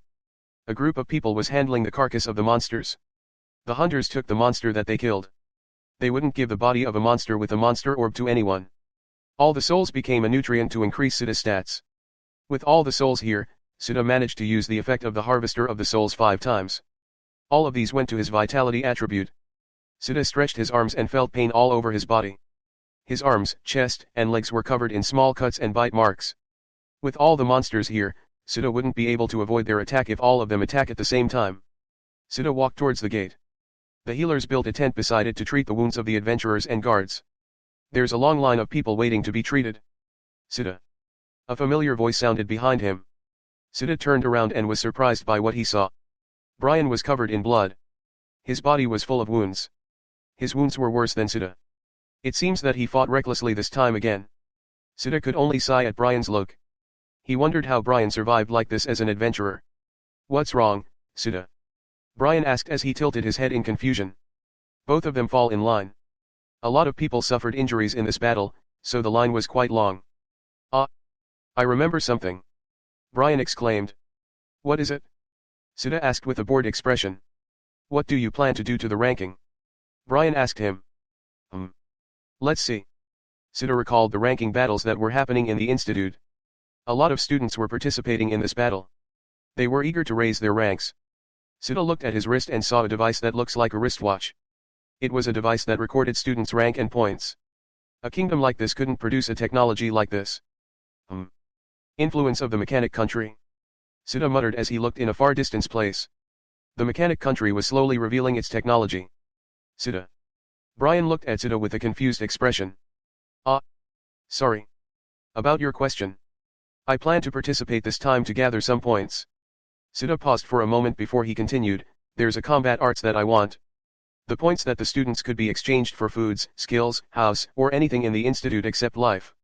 They could even use points to kick out other students or teachers. But the amount needed for that was tremendous. What is it? Tell me. Brian put his face closer to Sita. You're too close. Sita grabbed Brian's face and pushed him away. You will know it later. Why? Brian put up a long face at Sita's answer. Ha ha ha, I will not tell you. Just wait and you will know it in time. Sita laughed. Both of them chatted until their turn to be treated. Sita went inside the tent first. The cleric there applied medicines first in his wounds before casting a healing spell. His treatment only took a few minutes. After Sita, it was Brian's turn. Brian's treatment took half an hour before it finished because some of his wounds were deep. It was already afternoon when Sita and Brian came back to the institute. It was lunch break, so both of them went straight to the canteen. George. Joshua. Brian waved his hand when he saw their classmates. Sita glanced at the two before he bought lunch. He opened his mouth and said, you can go and talk to them. Let's talk later in class. Okay. Brian nodded. George and Joshua were the students that joined the class at the same time as him and Sita. He, George, Joshua, Sita, and Alice were from the same batch. Sita received his lunch. He looked around and saw class rep, Lamilia, with her friends. He wanted to talk to her but he was not close to their classmates. He wasn't Brian that always talked non-stop and almost made the whole class his friends. Lamilia lifted up her head and saw that Sita was looking at her. Mila. Mila. Mila. A voice called her nickname repeatedly. Sita smiled at her before he averted his gaze. Lamilia snapped out when the voice beside her grew louder. She looked at the girl with purple long hair beside her. Her hair was curly at the end. She was Lin Yaeli, a student of Mage Class 1B. What is it, Lin? Lamilia asked her. What are you looking at? Lin asked and she followed Lamilia's line of sight and saw Sita. Oh. That's Sita. Sita. Another classmate called Nao said as she turned her head and looked at Sita. Do you have a grudge at him, Mila? Lin asked Lamilia carefully. Why? Lamilia asked back. You know, what happened in the tournament? Lin said with some hesitation. Ah. That. No, I don't have any grudge regarding that matter. Lamilia shook her head. I see. Don't you think he's kinda cool? Lin asked as she lowered her head. Lamilia and Nao looked at Lin with a surprised expression. Sita continued to look for a vacant place when he saw Alice's figure from the corner of his eyes. As usual, she was eating alone. There were no classmates of them that talked to her. Only Brian and Sita had the guts to talk to her despite her cold appearance. He approached her and asked, is this free? Alice looked at him before she nodded. Thanks, Sita said as he placed down his lunch on the table before he took a sit. The two didn't talk about anything. They just enjoyed their lunch without saying anything. 2 months had passed quickly. Nothing big happens these 2 months. In the institute, Sita became active in the ranking battles. He joined the battle left and right, increasing his ranking among the first year. A lot of people were watching this event and they wonder who is going to reign the top. The teachers, the second year, third year, and the fourth year were all watching how the battle will be concluded. It became chaotic when Sita joined the rank battles. He defeated students left and right without stopping. He only stopped when he reached the top 20 in the whole first year. It was because he gathered enough points. He earned a decent amount of points as he didn't experience a single defeat. There were quite a few opponents that gave him trouble like Brando and Brian. Brian challenged him to a duel every week and Suda always defeated him. Brando challenged him once again to test his strength, but he found that Suda was on an entirely different level when he's using his mana. Suda rent the training ground using his points for a whole day. That day, Suda learned all the mastery skills of all weapons except the guns. There are no guns here. It was only available in the mechanic country. In the end, he acquired the skill weapon mastery. The weapons under the skill were sword, lance, spear, scythe, bow, dagger, staff, axe, and mace. He acquired all the mastery skill of these weapons. It means that as long as he equipped any of these weapons there's a plus 10% damage to his basic attack. For his remaining points, Suda exchanged it for some combat arts. He barely managed to learn 3 combat arts. These 3 combat arts were cat speed, air walk, and triple muscle hardening. Suda and Brian visited CL.U.S.Tur in Lumilia's apartment almost every day. Suda could feel it that he was getting closer to CL.U.S.Tur. CL.U.S.Tur wasn't restraining herself with them anymore. She was a lively little girl. Just a little bit push and Suda would be able to know her secret. Suda didn't just train in these 2 months. He also cleared the low-level dungeon around the Ladro city. He earned a decent amount of EXP, free attribute points, and skill points in all of his expeditions so far. He also got some skill books in the dungeons, and the most important thing that he found was the pet bestowing skill. With this, he could give Yuko some of his skills. Suda took Yuko with him. Both of them went out of Ladro city and found a cave. It's finally time. Suda muttered as he grinned. He opened his bag and took out the rotten venomous green apple and the flesh of an undead. The scent of these 2 things quickly struck his nose. It stinks. Suda pinched his nose and he grabbed the apple. Finally, the long-awaited moment. Chapter 82, Second Evolution, Goblin Corruptor. Suda ate the rotten venomous green apple and the flesh of a level 20 above undead. You've opened up one evolution path. Processing complete. Name, Goblin Corruptor. Suda didn't hesitate and choose to evolve to Goblin Corruptor. It will take 5 minutes to finish the evolution. A white light emerged out of his body and covered him like a cocoon. Suda felt tired all of a sudden. He closed his eyes and fell asleep. Suda slowly opened his eyes. The cocoon started to have a crack. The crack spread out quickly and the cocoon turned into dust. He felt that a lot of time had passed, but he knew that it was only 5 minutes. Evolution complete. Goblin Corruptor, a very rare species of goblin that have the power to corrode living beings. All stats increased by 30. Mana increased by 50. Health recovery increased by 10. From now on your agility, dexterity, vitality, and intelligence attributes will increase by 10 every level, while strength attribute will increase by 15 every level. All of your skills have level up. Suda heard multiple sounds in his head.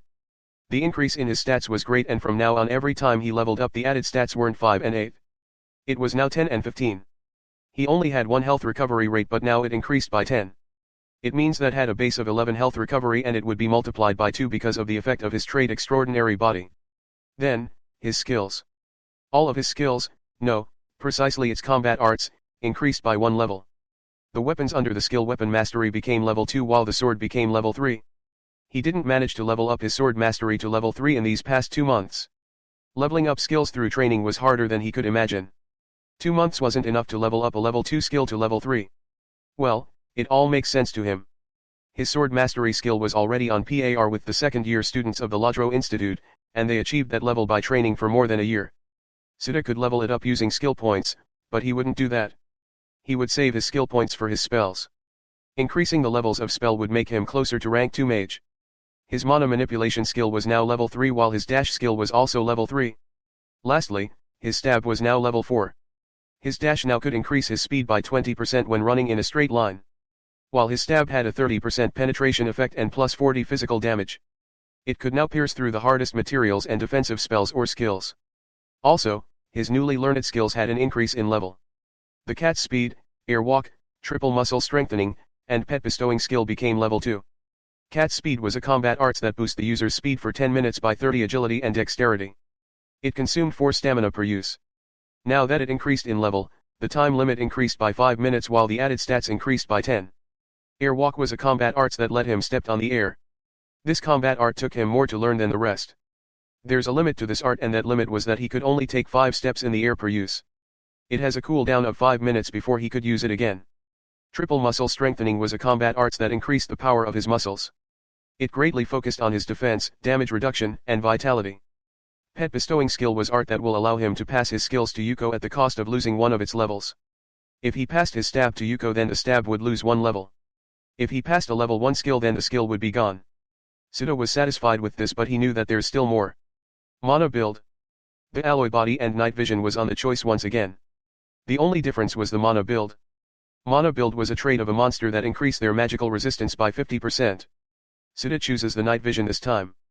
The night vision would be replaced by some random traits the next time he evolved, just like what happened to Extraordinary Body. You've learned the Goblin Corruptor's trait skill. Corruption. Every basic attack was added by 100% damage to every living creature. This was the trait skill of the Goblin Corruptor. As long as his opponent was a living being, then his damage was 100% stronger. Of course, it would not affect the undead or golems. In this world full of living creatures, this trait skill was valuable.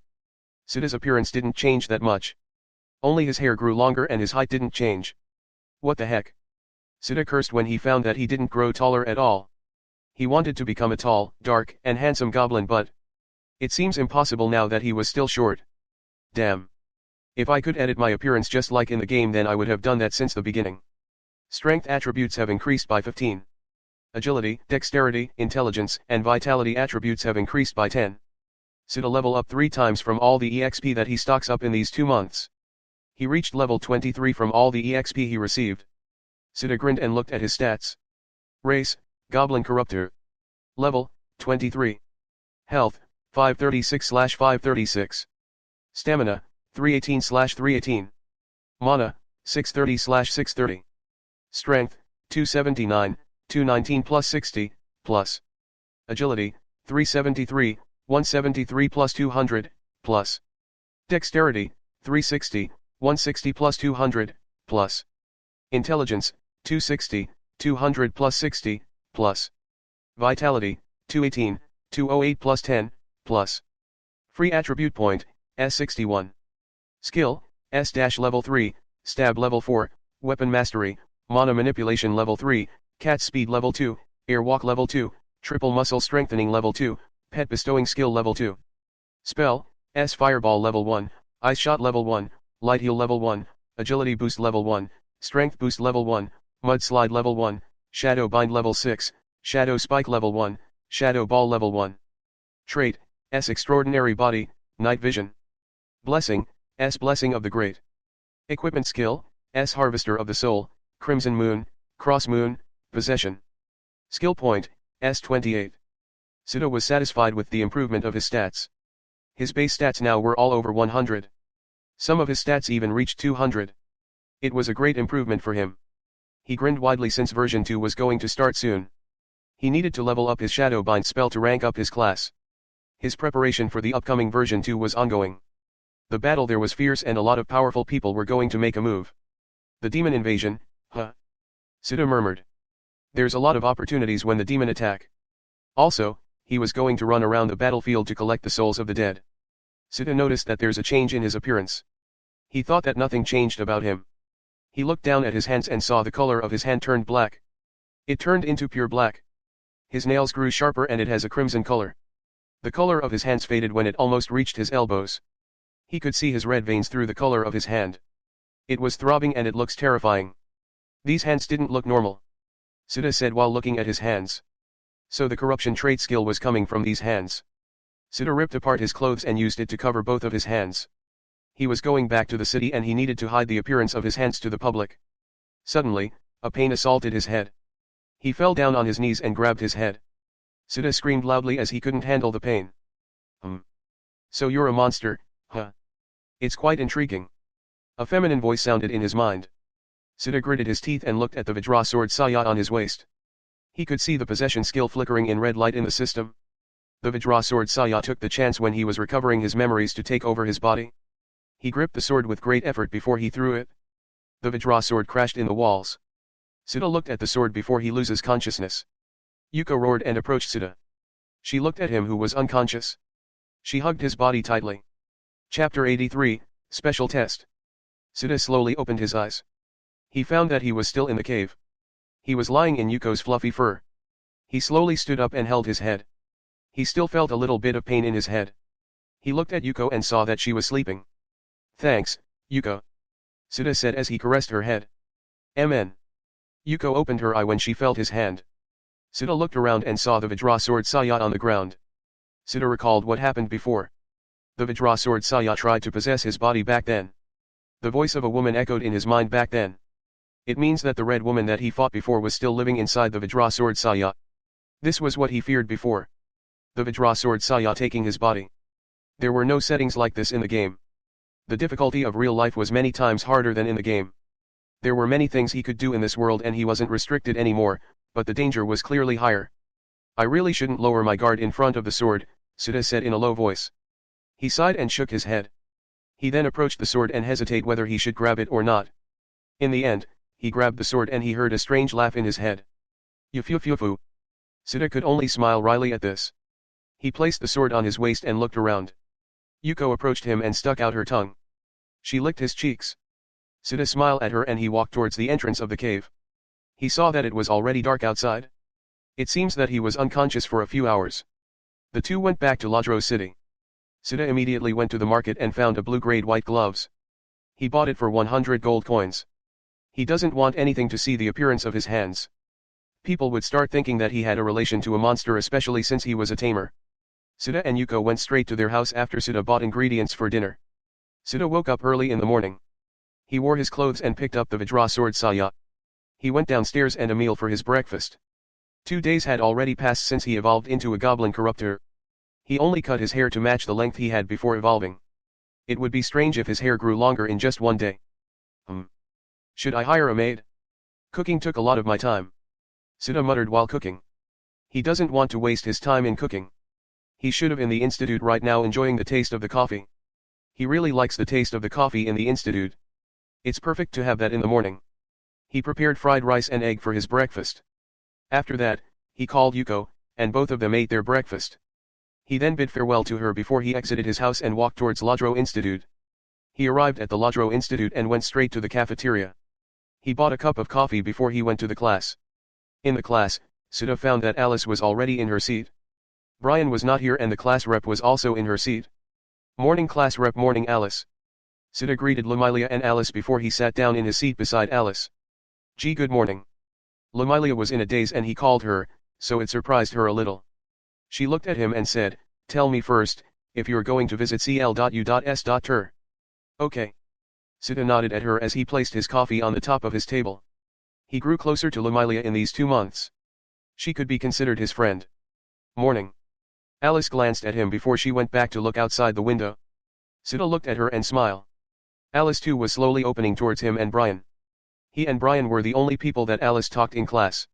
She wouldn't even talk to other people except him and Brian. He took a sip of his coffee and he turned his eyes on Lumilia.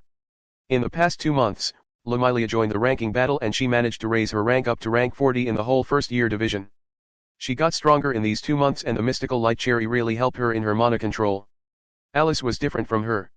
She didn't strive to become the top ranking. She just maintained her rank in the top 60. She clearly has power but she lacks motivation.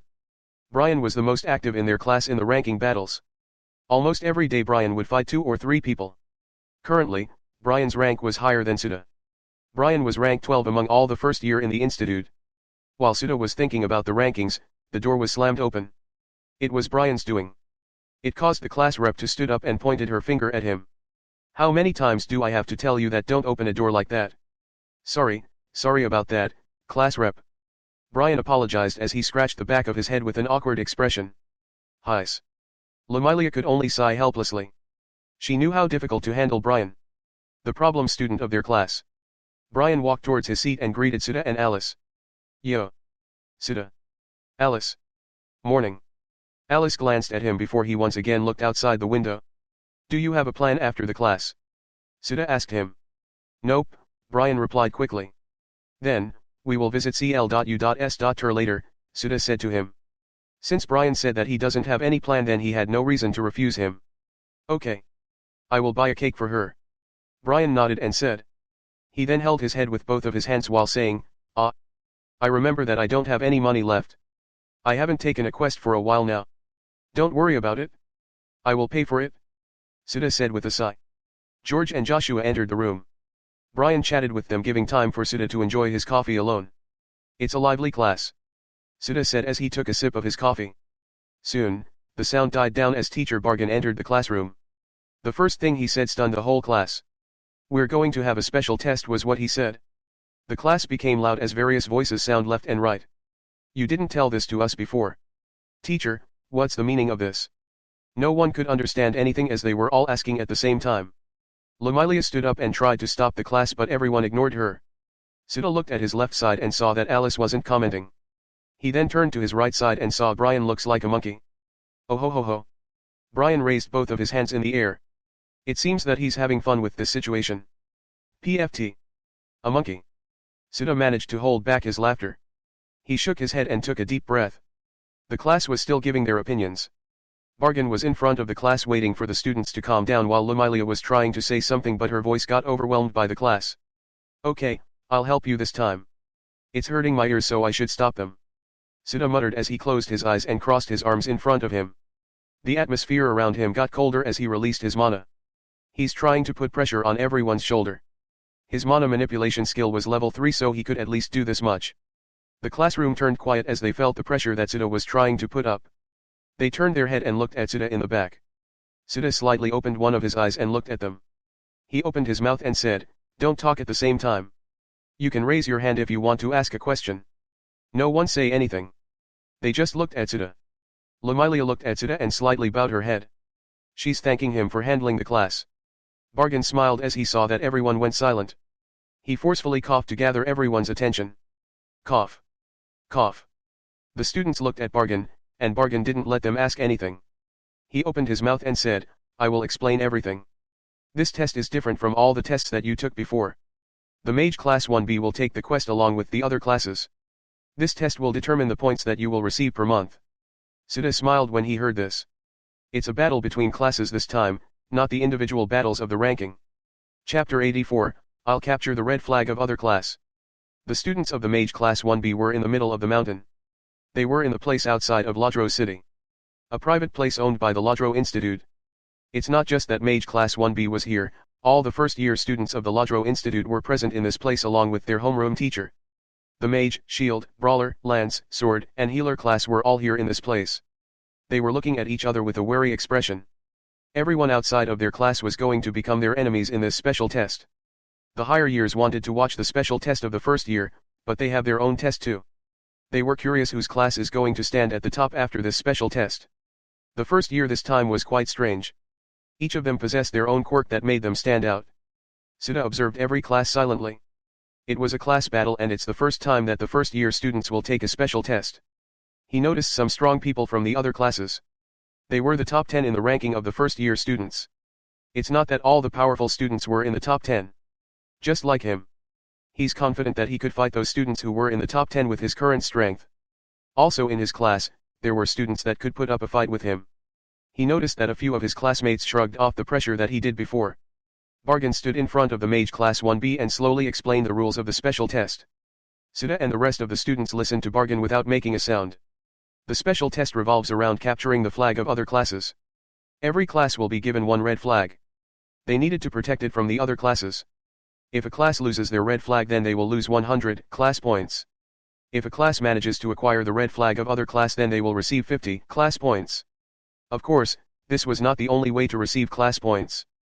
The other way was to capture the leader of the class. Capturing the leader of the other classes wasn't going to be easy. They needed to guess who was the leader first before proceeding to capture the leader. Each class was given 20 handcuffs, and once they used one handcuff they could never use it again. It means that each class only has 20 chance to capture the leader of other classes. If they somehow capture the wrong person, then they will only lose 10 class points. But if they capture a correct person, then they will receive 20 class points. The class will not be the one to decide their leader. The institute will be the one to decide that. Each student will receive a message in the device on their wrist, and they will know if they're the leader or not. It will be the student's choice if he/she wanted to reveal the content of the message. They could hide the name of the leader this way if no one in the whole class knew who's their leader. Since this was the first special test, all the classes have 500 class points. It means that they will receive 500 private points every month. They can use these points however they wanted. Sudha thought that he should put more effort this time. He exchanged most of his private points in the 3 combat arts that he recently learned through rigorous training that he did in the past 2 months. After Bargain explained the details of the special test, the students of the Mage Class 1B felt the device on their wrist vibrated. They looked over and saw that they receive a message. Before they could look at the content of the message, Bargain opened his mouth and said something. You can talk to yourself and prepare for the test. You can check the position of your red flag in the device. The test will start in 30 minutes, so prepare yourself and devise a plan. Bargain turned around but he stopped moving. He remembered something so he turned his head and looked at them. If you have any questions, you can ask me. I'm in the teacher's tent. Thanks, Teacher Bargain, Lamilia said to Bargain. She then looked at her classmates and said, Everyone, may I have your attention? The students of Mage Class 1B didn't have a choice to refuse her. Lamilia was the class rep, so she's responsible in keeping the class together. Also, everyone knew that they were going to devise a plan for this special test. Lamilia was satisfied when she gathered everyone's attention. She opened her mouth and asked, Can you please check the message you received just now? Everyone followed the class rep. They looked at the message that they received. Lamilia also checked the message that she received. She found that she wasn't the leader this time. She somehow felt her burden lightened. She doesn't know if she could protect herself from other classes if she's the leader. But deep inside her heart, she still wanted to become the leader. She wanted to do everything for this class. Sita looked at the message that he received and found that he wasn't the leader. He actually wanted to be a leader and let every class know it, so that he would become the target. He wanted to test his newly acquired strength this time. He was now a goblin corruptor, not a high-end goblin. A high-end goblin could increase one of his chosen stats, while the goblin corruptor was an enemy of all living creatures. A super rare type of goblin that lived in ancient times. It has the power to deal more damage to any living creatures in the world. A goblin doesn't have any traits. It was ordinary and weak. Its only redeeming quality was its ability to adapt. His first form was that of an ordinary goblin. Next, was the high-end goblin. He would be forced to evolve into a hobgoblin if he didn't found the soul blood earring at that time. A hobgoblin was only a better version of an ordinary goblin. He desperately needed strength back then in the undead sanctuary. When he evolved he chose the strength attribute, so he was a strength-type goblin. He could choose one of the stats that he had at that time but he chooses the strength stats. It was because he wanted to balance his stats. He decided to leave the strength stats to his race. Choosing 2 stats as a high-end goblin? That's impossible. A lot of monster-type players did that in the game but nothing happens even if they all reach 50 in all stats. If it's possible, he still wouldn't done that. He needed strength more than anything at that time, so delaying his evolution would make him easier to kill. One more thing, the soul of the monsters in the upper floor of the sanctuary wasn't enough for him to reach 50 attributes in all stats. Reaching 50 in strength already made him conquer 3 dungeons. Also, the souls he needed every time he uses the effect was getting higher. To reach all 50 in his every stats, he needed to go down to the middle floor or exited the undead sanctuary. But that's also impossible. He's just a normal goblin that doesn't undergo any evolution. The monsters on the upper floor were nothing compared to the middle floor. He would be killed instantly the moment he stepped his foot there. Then, the cursed cemetery outside the sanctuary. It was also a bad idea to go there with his current strength as a goblin.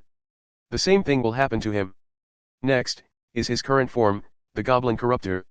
Since he would mostly fight living creatures he decided to pick this as his second evolution. As for his third, he will think about that later in the future. There's a lot of time before he reached the level requirements of his third evolution. Suda. Suda was deeply thinking about something when Brian called his name loudly. He snapped out of his thoughts at Brian's loud voice. He looked around and found that everyone was looking at him. Suda smiled awkwardly and asked, "What is it?" "The class rep is asking for your opinion," Brian whispered to his ears. Suda looked at Lamilia and said, "I'm sorry class rep. I'm just thinking about something." "That's okay. Then, what do you think should we do in this special test? Maintain our class points or capture the red flag of other classes to increase our class points?" Lamilia shook her head and then she asked him about the special test. She valued Suda's strength, so she asked for his opinion. I think we should increase our class points by capturing the red flag of the other class." Suda rubbed his chin and said. "So do you have a plan?" Lamilia followed up with a question of her. "Nothing much. We should just let some people protect the red flag while the other people capture the flag of the other class," Suda said. Then, his mouth curved into a smile. "I'll capture the flag for our class, so you can focus on protecting our red flag." Chapter 85, What about I join your group? Suda said that he had a plan to collect the red flag of other classes. He knew that it was never going to be easy but he still wanted to try it. He's itching to test his power right now. Lamilia stared at him before she nodded her head. She closed her eyes and seemed to think about something.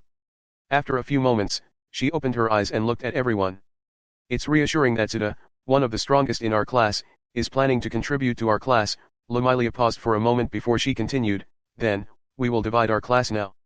The first group will protect our red flag while the second group will focus on gathering the red flag of other classes.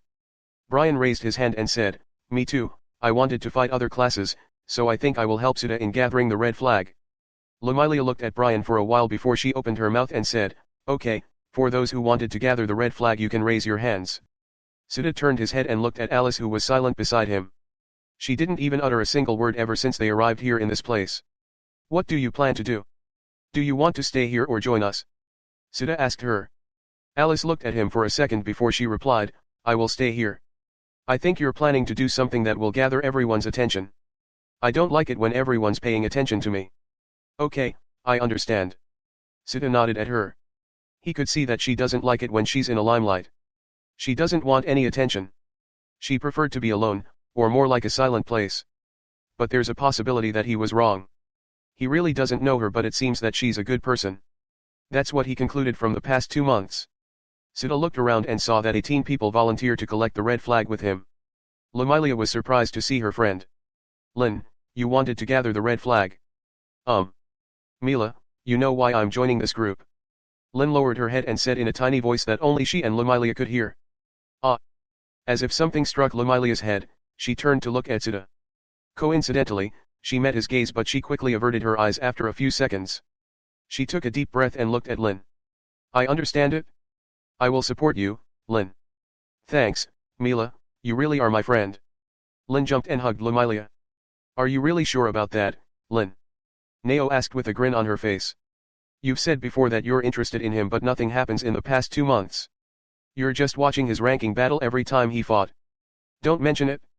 Lin shook her head heavily and tinge of redness could be seen forming in her cheeks. But I'm worried.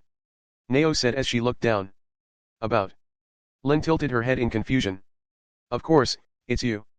I'm worried about you. Nao said as she looked at Lin. Thanks. Lin thanked her. No, that's not it.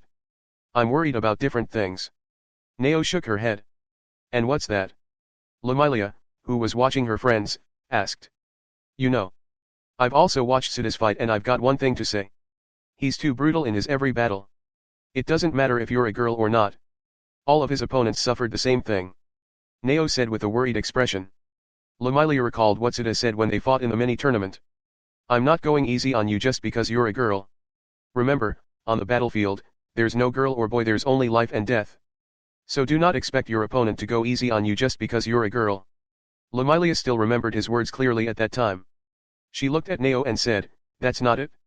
I think that Sita is a good person. See, what are you saying, Nao? Even Mila thinks that Sita is a good person. Lin said to Nao. He doesn't have any friends except Brian and Alice. He also doesn't talk to any of our classmates. Nao said. Still. I think that he's so cool. Lin said with a hint of redness in her cheeks. Heis. You're hopeless. If you really like him then I will support you. Nao said as she placed her hand on Lin's shoulder. Thank you, Nao. Lin said with a smile. George, Joshua, you're going to join us. Brian said in a loud voice. Yeah, I wanted to test my new spell against the other classes, George said as he clenched his fist tightly. Me too, Joshua said as he smiled. Everyone started to talk about what they wanted to do in this special test. The whole class got noisy as everyone was talking to their friends. Lamilia then raised her voice to gather everyone's attention. Everyone stopped talking and they looked at Lamilia. When Lamilia gathered her classmates' attention, she opened her mouth. Then, what should we do about the class leader? Should we keep quiet about it or not? Class rep, I think we should let the class leader decide it. One of her classmates raised his hand and said. Lamilia knew that if the class leader kept silent about it then there's a high chance the other classes would not know about it. If the whole class knew about the class leader then there's a possibility that the information will be leaked to other classes. Okay, I understand. Lamilia nodded her head. She then looked at everyone and said, I will count 1 to 10. If the class leader wants to reveal himself/herself then you should just raise your hand. If you don't want then you don't have to respond. Just stay in your position. The whole class shut their mouth and they waited for someone. In the end, a man raised his left hand in the air. They looked over and saw that it was Eugen Drone. Eugen was a man with long black hair that was tied in the back of his head. He had sharp features and his build was average. His ears were pointed like an elf and there's a long black tail sticking out behind him. A half-elf and half-beast kin. The one who surrendered when in the semi-finals before. His opponent at that time in semi-finals was Suda, but he surrendered before even fighting Suda. He knew his limits, so he thought that there's no point in fighting a match that he couldn't win. So, you're the class leader. Lamilia looked at Eugen. Yeah, I'm the class leader. I will stay here and protect the red flag. Eugen nodded and said. Are you sure? It's harder to capture you if you're going to wander around this mountain. Lamilia asked and suggested something to him. Nope, I'm going to stay here. I'm quite confident in my skills. Eugen said as he gripped the sword on his waist. Osita looked at Eugen with an amused expression. He looked at the sword on Eugen's waist and thought that he was a magic swordsman. There's no magic swordsman class in this institute, so Eugen joined the mage class. He must be pretty confident in his sword skill, that's why he decided to join the mage class. If he found that he's lacking in terms of sword skills, then he would have joined the sword class instead of the mage class. One of the rare class, magic swordsman. Sita thought. He guessed that's the reason why Eugen surrendered before even fighting him. It must be because he couldn't saw himself against Sita without using the full potential of his class. Okay, I understand. Lamilia nodded her head, then looked at the students who volunteered to gather the red flag of other classes. She opened her mouth and said, we will divide you into 3 groups since there are 18 of you. Sita immediately raised his hand and said, if possible I wanted to fight alone. Lamilia was surprised when she heard his words. She didn't think that Sita would fight alone. What are you saying, Sita? Brian said from the side. Okay, then I will change my condition. If possible I don't want a lot of people in my group. Sita said as he opened his palm. Lamilia then looked at Lin before looking back at Sita. Then, we will divide you into 5 groups. Each group consists of 4 people except for your group. That's okay for me. Sita nodded. I'll join you, Sita. Brian raised his hand and said in a loud voice. Nope, that's not possible. Sita shook his head. He doesn't want Brian to join him this time. He wanted to fight the enemy alone, so why would he bring someone who's a battle maniac? No. Lamilia also shook her head. Sita was strong and Brian too. If the two join in one group, then the strength of the gatherer group would be focused on Sita's company.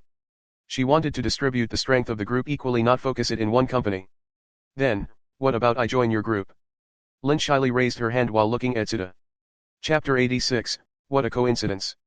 Sita looked straight at Lin's purple eyes. Lin averted her gaze quickly when she saw Sita looked at her. She fiddled her purple color hair. She hesitated whether she should say something or not. In the end, before she could say something, Sita interrupted her. Wait. Sita walked towards her and stopped in front of her. He put his face closer to her and narrowed his eyes.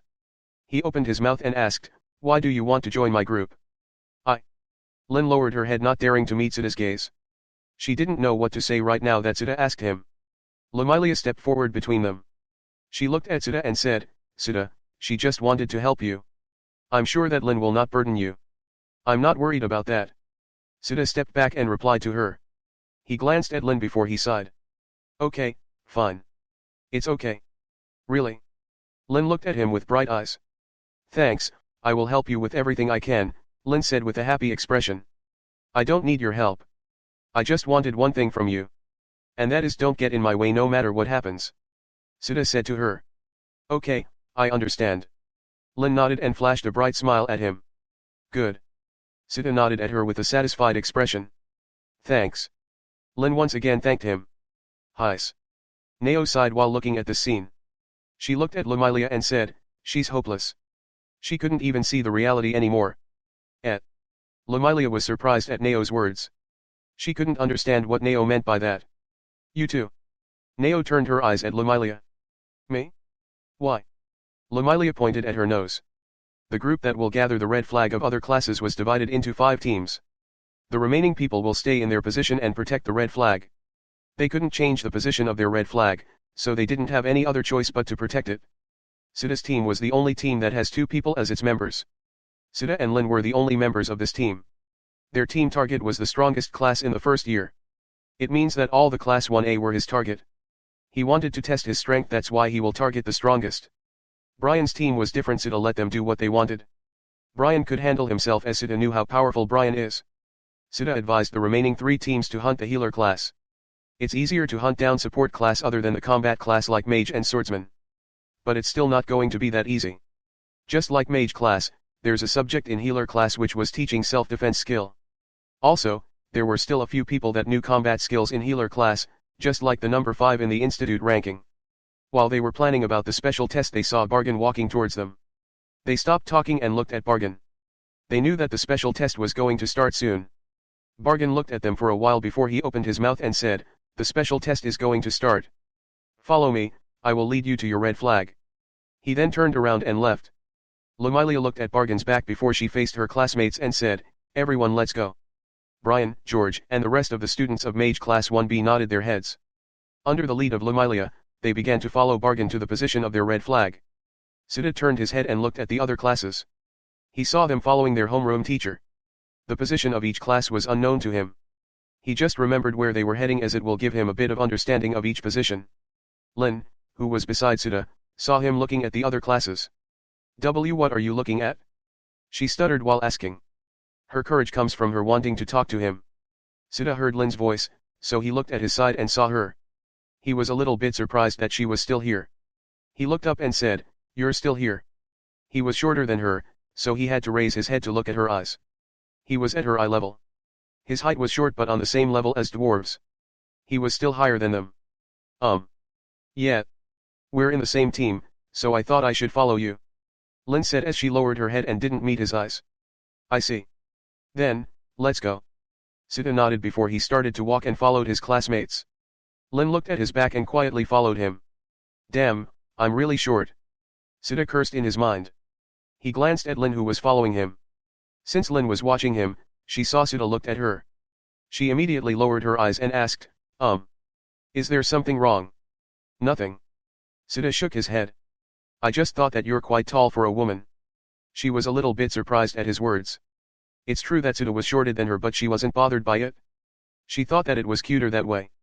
"I'm just average in height," she said in a low voice. Although she said it that way, Suda still heard it. Tisk. Suda clicked his tongue.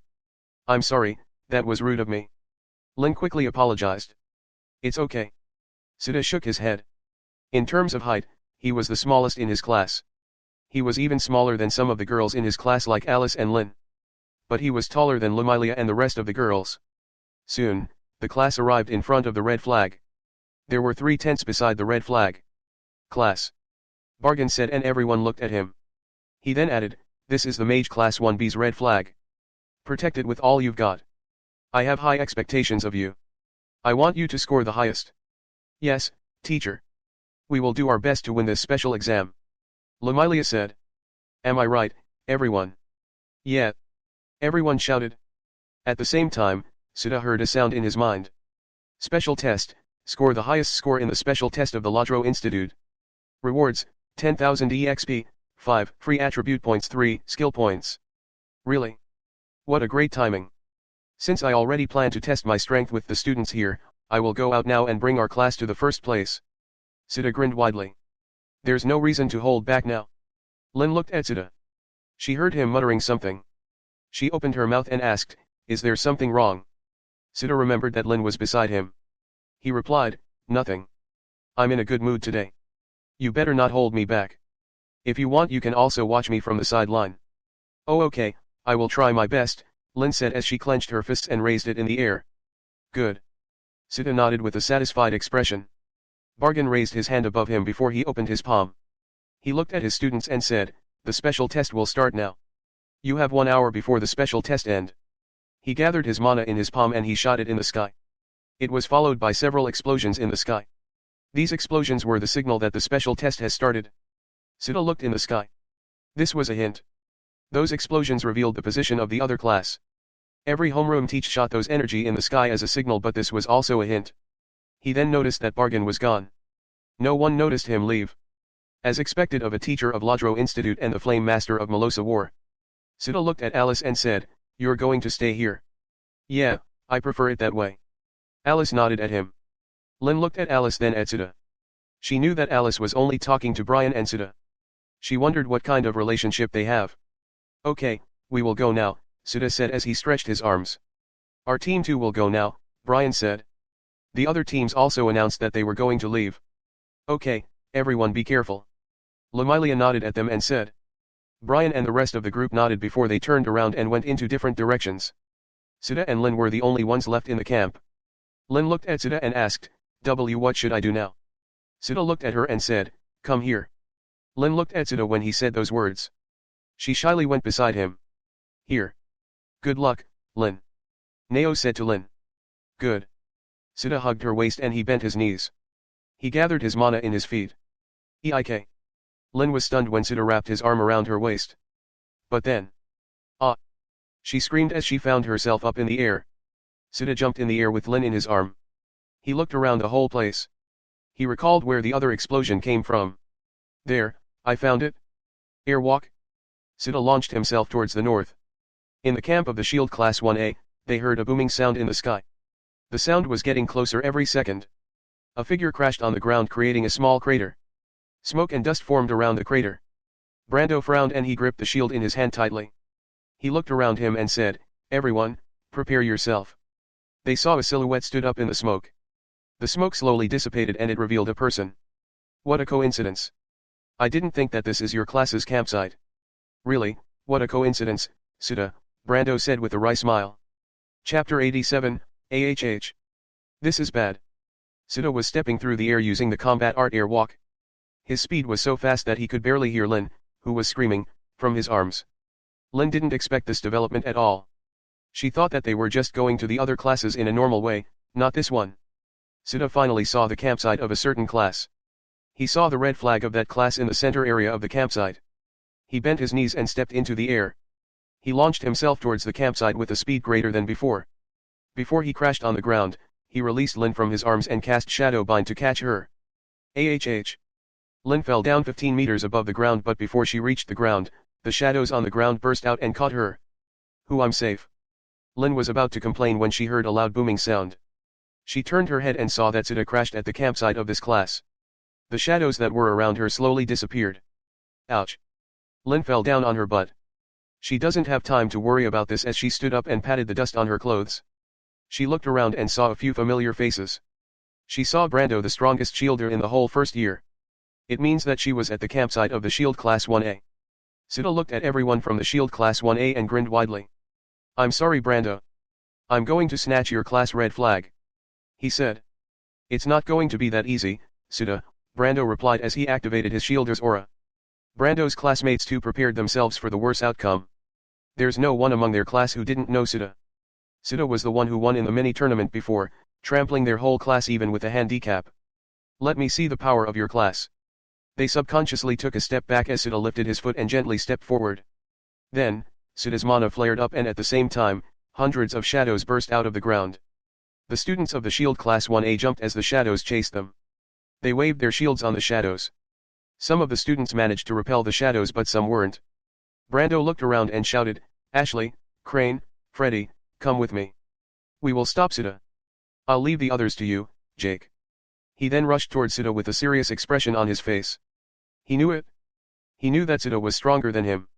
He knew it more than anyone else. But he still needed to Sita from capturing their red flag. Sita. Brando charged forward and used Shield Bash. Entertain me, Brando, Sita said with a smirk on his face. Brando's shield zooms the distance between them in an instant. When the shield was about to hit Sita, Sita vanished and the shield only hit the air. Brando quickly looked around and saw Sita 10 meters away from him. Sita smiled and said, the spell agility boost and the combat arts cat speed are both skills that can increase a person's speed. If I combine these two with dash then. Brando was stunned as he found Sita appeared in front of him. He wanted to raise his shield but he was too late. A fist crashed into his cheeks. Brando flew 5 meters away. He twisted his body in the air and landed on the ground safely. He looked up and saw that Sita chased after him. Sita was about to punch Brando when he saw a small round shield flew in the air. It flew straight towards him. Sita moved his body sideways and the small round shield passed beside him. That was close, Sita said with a smile. He looked ahead and saw a man with a huge build. The man had messy green hair and green pupils. Sita knew that he was the one who threw that small round shield. He was Freddy, one of the strongest students of Shield Class 1A. Sita aimed his palm at Freddy and cast Shadow Ball. A shadow flashed above him. It was Ashley of the Shield Class 1A. She was a tall woman with dark skin. She was holding a shield that was half of her size. Sita looked up and saw her shield emitted a green light. A giant green shield materializes in front of her. Defensive strike. Sita quickly bent his knees and jumped backward to avoid the giant energy shield. It was then that he noticed a string beside him. He followed it and found that the string was attached to the small round shield before. You can't avoid this. Freddy smiled and he pulled the string. The shield flew back to Sita with speed greater than before. Really, what a teamwork. Sita smiled, and when the two attacks were about to smash him, he suddenly disappeared. Ashley, Fred, and Brando were stunned when they saw this. They didn't see Sita move at all. It was impossible that they didn't even see his figure blur. It was like a bubble that vanished into thin air. Fred felt a pain in his back. Someone just smashed his back. He turned his head and saw Sita behind him. I see. He muttered before he flew away and crashed in the tree. Fred. Brando and Ashley shouted at the same time. Sita smiled at the two. He then heard a sound behind him. He turned around and saw a man larger than Brando. He was Crane, the second most powerful man in the Shield Class 1A. Okay, let me test something on you. Sita said as he activated the triple muscle strengthening skill. He could feel that his muscles grow tougher and stronger. Crane charged toward Sita with his shield. Sita stood on his position and he slowly pulled back his hand. He clenched his fist tightly and waited for Crane. Crane swung his shield when he arrived in front of Sita. And Sita responded by throwing his fist. A loud sound echoed in the whole area as a gust of wind swept out in the surroundings. Sita was pushed back 5 meters away. He felt a numbing sensation on his fist. Crane's shield has formed a dent on its surface. That hurts, Sita said as he opened and closed his palm. He then turned his head and saw that every student of the Shield Class 1A was around him. This is getting good. Sita squatted down and placed his palm on the surface of the ground. He lifted up his head and said, "Don't blame me." Countless spikes that were made of shadows burst out of the ground. It first appeared beside Sita, then it spread quickly. The student of the Shield Class 1A immediately jumped away when they saw the spikes. Something grabbed their foot. It was the Shadow Bind spell. Ah! The students screamed as the spike pierced their bodies. Sita then launched himself towards the students who managed to escape from his attack. His schoolmates were still alive. He wouldn't kill them in institute property or else he would face severe punishment for killing his schoolmates. If he was going to kill someone, he would do it outside of the institute or city. He didn't pierce their vitals parts. Sita fought the remaining students with his bare hands. He didn't even cast a spell this time to help him. He wanted to test how far he could do with only his physical ability. He moved his body swiftly and he threw powerful punches to the students of the Shield class. He had great confidence in his physical ability, so he didn't back down at all in close-range combat against the Shield class. The Shield class, who boasted to have the toughest body in class, even took great damage from Sita's punches. After a few minutes, Sita was the only one who was standing at the campsite of the Shield Class 1A. The students of the Shield class were all lying around the place. They were either couldn't move or unconscious. Arg. Brando tried to move his body but unfortunately, he couldn't. He felt great pain all over his body. He's so strong. Ashley lifted up her head and saw Sita's figure before she loses her consciousness. Sita was in the center of the campsite holding the red flag of the Shield Class 1A. Blood flows down from his mouth. He lifted up his hand and wiped it out. He turned his head and looked at Lin. "1 red flag acquired," he said as he smiled at her. Lin's cheeks turned red when she saw his smile. She turned around and held her cheeks with both of her hands. Ah! This is bad. He is so cool. Chapter 88, The Top 3 Ranker, Yuriko. Sita wiped the blood on his mouth while looking at the Shield Class 1A. This class was the weakest class among the Class 1A of the first year. The rank of the strongest student of this class was over 30. They didn't even house a single person from the top 10 ranking. It was different from the other Class 1A that houses the top 10 rankers. The power of this top 10 rankers was on different levels. They could even defeat some of the second years with their own strength. Sita shook his head and walked towards the red flag of the Shield Class 1A. He stretched out his hand and grabbed the red flag before he pulled it out. He turned his head and looked at Lin, who was watching him from the side. He smiled and said, "1 red flag acquired." Lin's face turned red. She quickly turned around and held her cheeks. Ah! This is bad. He is so cool. Lin thought when she saw Sita fought the whole Shield Class 1A.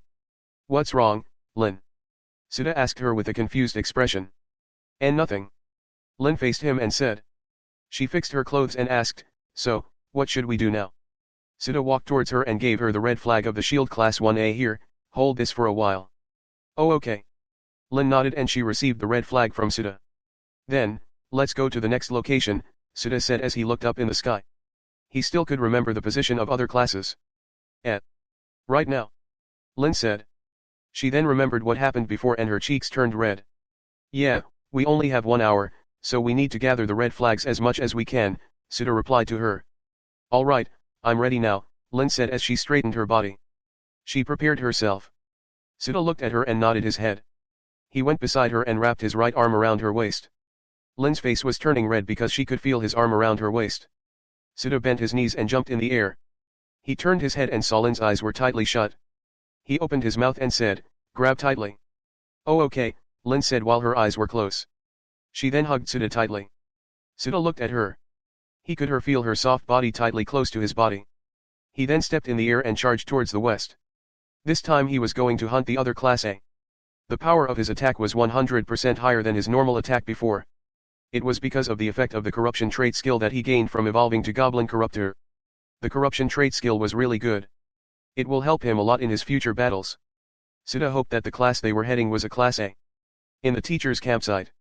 All the homeroom teacher of the first year were present in this camp. They were watching how the special test will unfold this time. They were using a crystal orb that projects what's happening in the special test. This device also came from the mechanic country. Everyone saw how Suda soloed the whole Shield Class 1A. The Shield Class 1A didn't even manage to send a team to collect the red flag of other classes. Before they could do that, Suda appeared and defeated the whole class alone. There's no hope for Shield Class 1A anymore in this special test. Most of them were unconscious, while the remaining students couldn't even move their bodies. Lando, the teacher of the Shield Class 1A, looked at Bargain and said, "You've been blessed with a good student this time."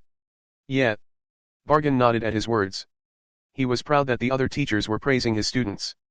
There's no teacher who wouldn't be proud when someone was praising their student. It's the same for him. He just didn't show it on his face. Lando was a man with short orange hair and strange legs. His legs were larger than normal people. It was also green in color. He was a demi-human. To be precise, it was a grasshopper. Grasshopper folk has a powerful ability.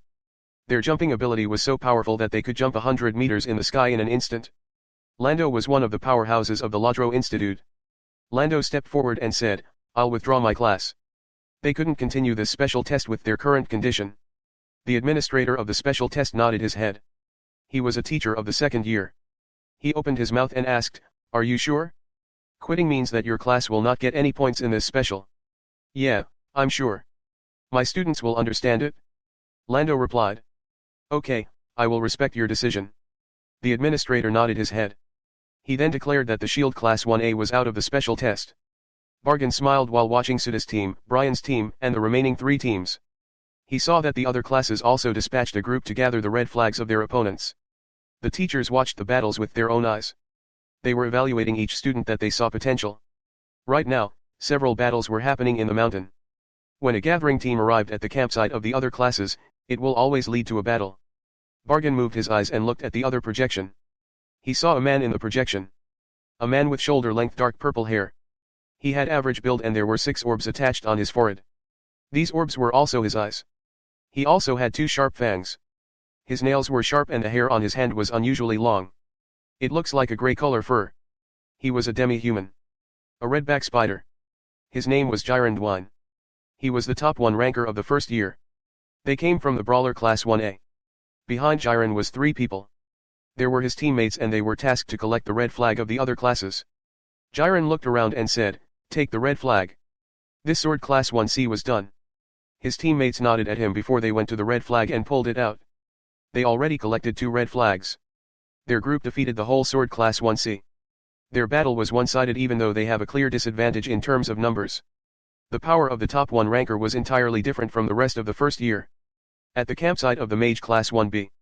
Lumilia, Alice, Eugen, and the rest of the class were defending the red flag of their class.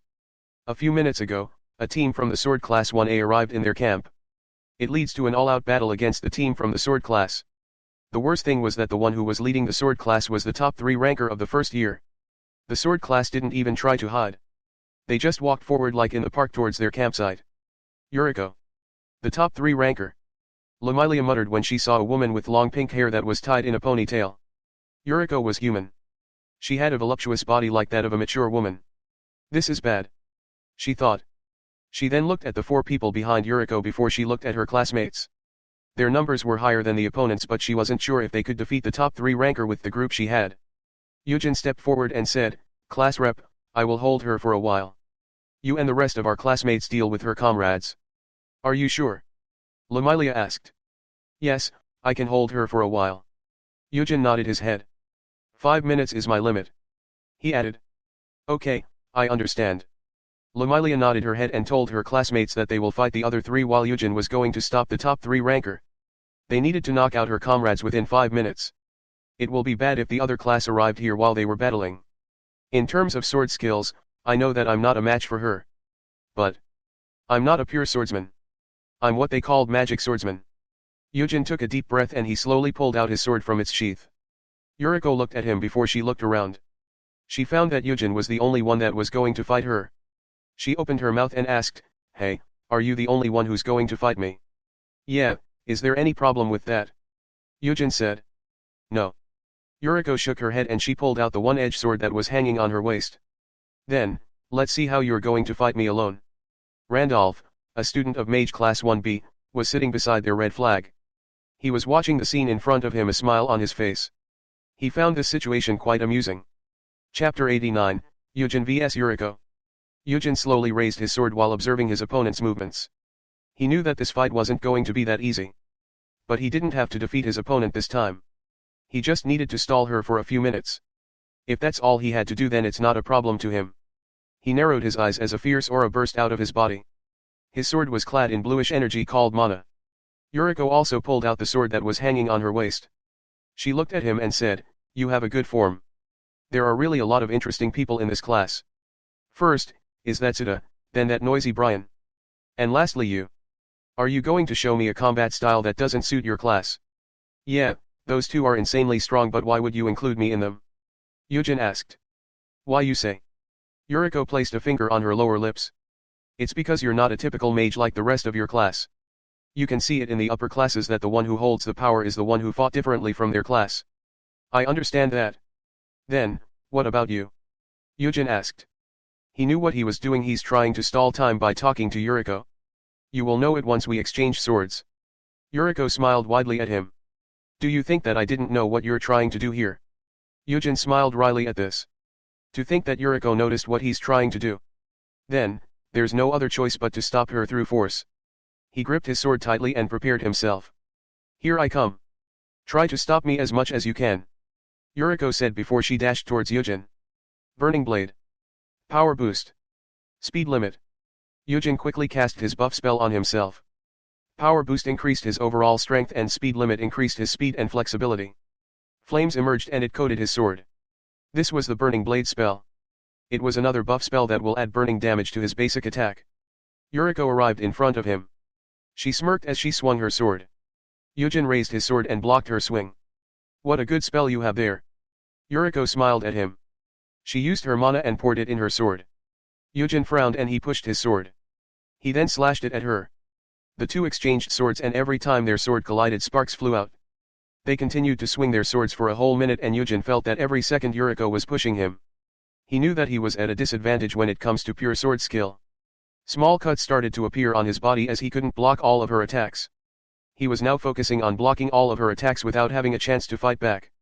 "Haha, how is it?" Yuriko laughed while slashing her sword at the same time. Yujin ignored her attack as her sword cut his chest. He gritted his teeth and used this chance to forcefully swing his sword. "What?" Yuriko was surprised at this. To think that Yujin would use this tactic on her. But she was different. She quickly took a distance away from him and avoided his slash. Yujin held the wound on his chest and he pointed his sword at Yuriko. His mana flared up as he cast the spell. Fire arrow. An arrow made of fire formed at the tip of his sword. It flew towards Yuriko at high speed. Yuriko shifted her body and avoided the fire arrow. She then widened her eyes as she quickly turned her head behind her. "What?" She saw the arrow turned around and it flew towards her once again. She jumped and found that the fire arrow was chasing her. A homing spell, huh? Eat this. Yujin cast another spell. Lightning arrow. Wind arrow. Ice arrow. All of these spells were the same as the fire arrow. All of them were a homing spell. Yuriko swiftly moved her body as she dodges every arrow that comes after her. "I will stop these annoying arrows." She gripped her sword and it emitted a bluish light. She turned around and faced the arrows. 1/1 kill. She slashed towards the arrows and a blue energy wave flew out of her sword and it crashed the arrows.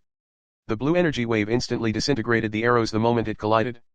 The blue energy wave didn't stop and it flew straight to Yujin. Yujin reacted quickly by jumping at the side to avoid the blue energy wave. Yujin frowned when he saw a deep gully on the ground which was caused by Yuriko's combat arts. The destructiveness of her combat arts wasn't what he expected. Yuriko's purple eyes were focused on Yujin. She slowly opened her mouth and said, "I'm getting serious this time, so be prepared." Lamilia and the rest were fighting the three comrades of Yuriko when the students from Mage Class 1C appeared at their campsite. Lamilia divided her classmates into two groups. One was going to stop the three comrades of Yuriko while the others were going to fight the students from the Mage Class 1C. The situation was getting worse every second now that another group appeared that was after their red flag. Luckily, the Mage Class 1C didn't have any top rankers in their class. Lamilia sent out 5 people to hold the people from Mage Class 1C. Lamilia cast the water bomb spell and it caused a huge explosion. She then turned her head and saw that Yujin will not be able to hold any longer. She was the one who was commanding the class and she didn't have time to focus on one battle. Currently, Alice was fighting one of Yuriko's comrades in one-on-one fight. Alice was in rank 60 and her opponent was in rank 47. Alice was holding her orange-grade spear while facing a petite woman with a long sword. The petite woman was Rindo and she was the top 47 ranker in the whole first year. She was a small woman with shoulder-length pink hair. Her pair of pink eyes matched the color of her hair and the fur in her hands and feet. 2 sharp fangs could be seen in her mouth. She was clearly a halfling with these features of her. A rank 60 ranker is going to stop me alone? Rindo asked while looking at Alice. Alice didn't reply to her. She just gripped her spear tightly and charged towards Rindo. Alice arrived in front of her and she raised her spear. She used her combat skill immediately as soon as she got close to her opponent.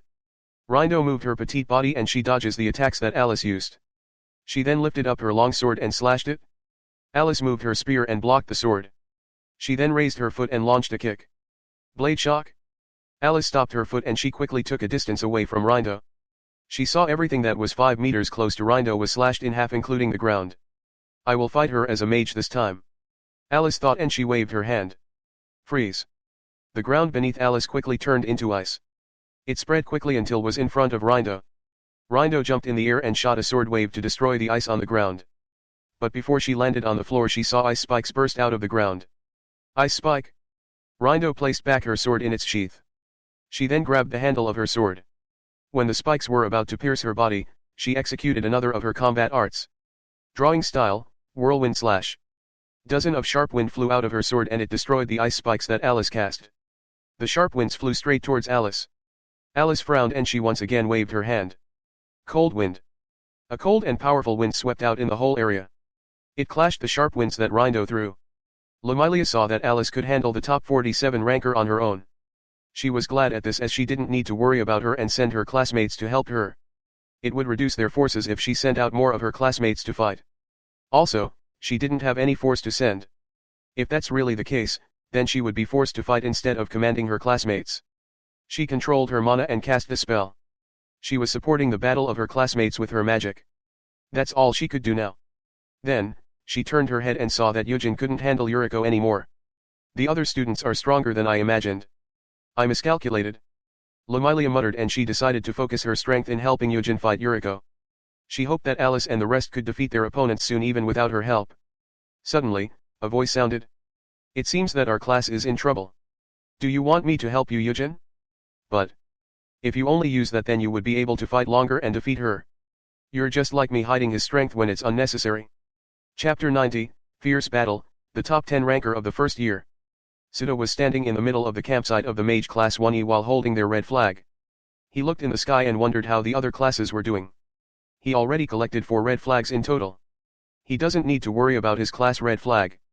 As long as he kept gathering red flags at this pace his class will score the highest in this special test.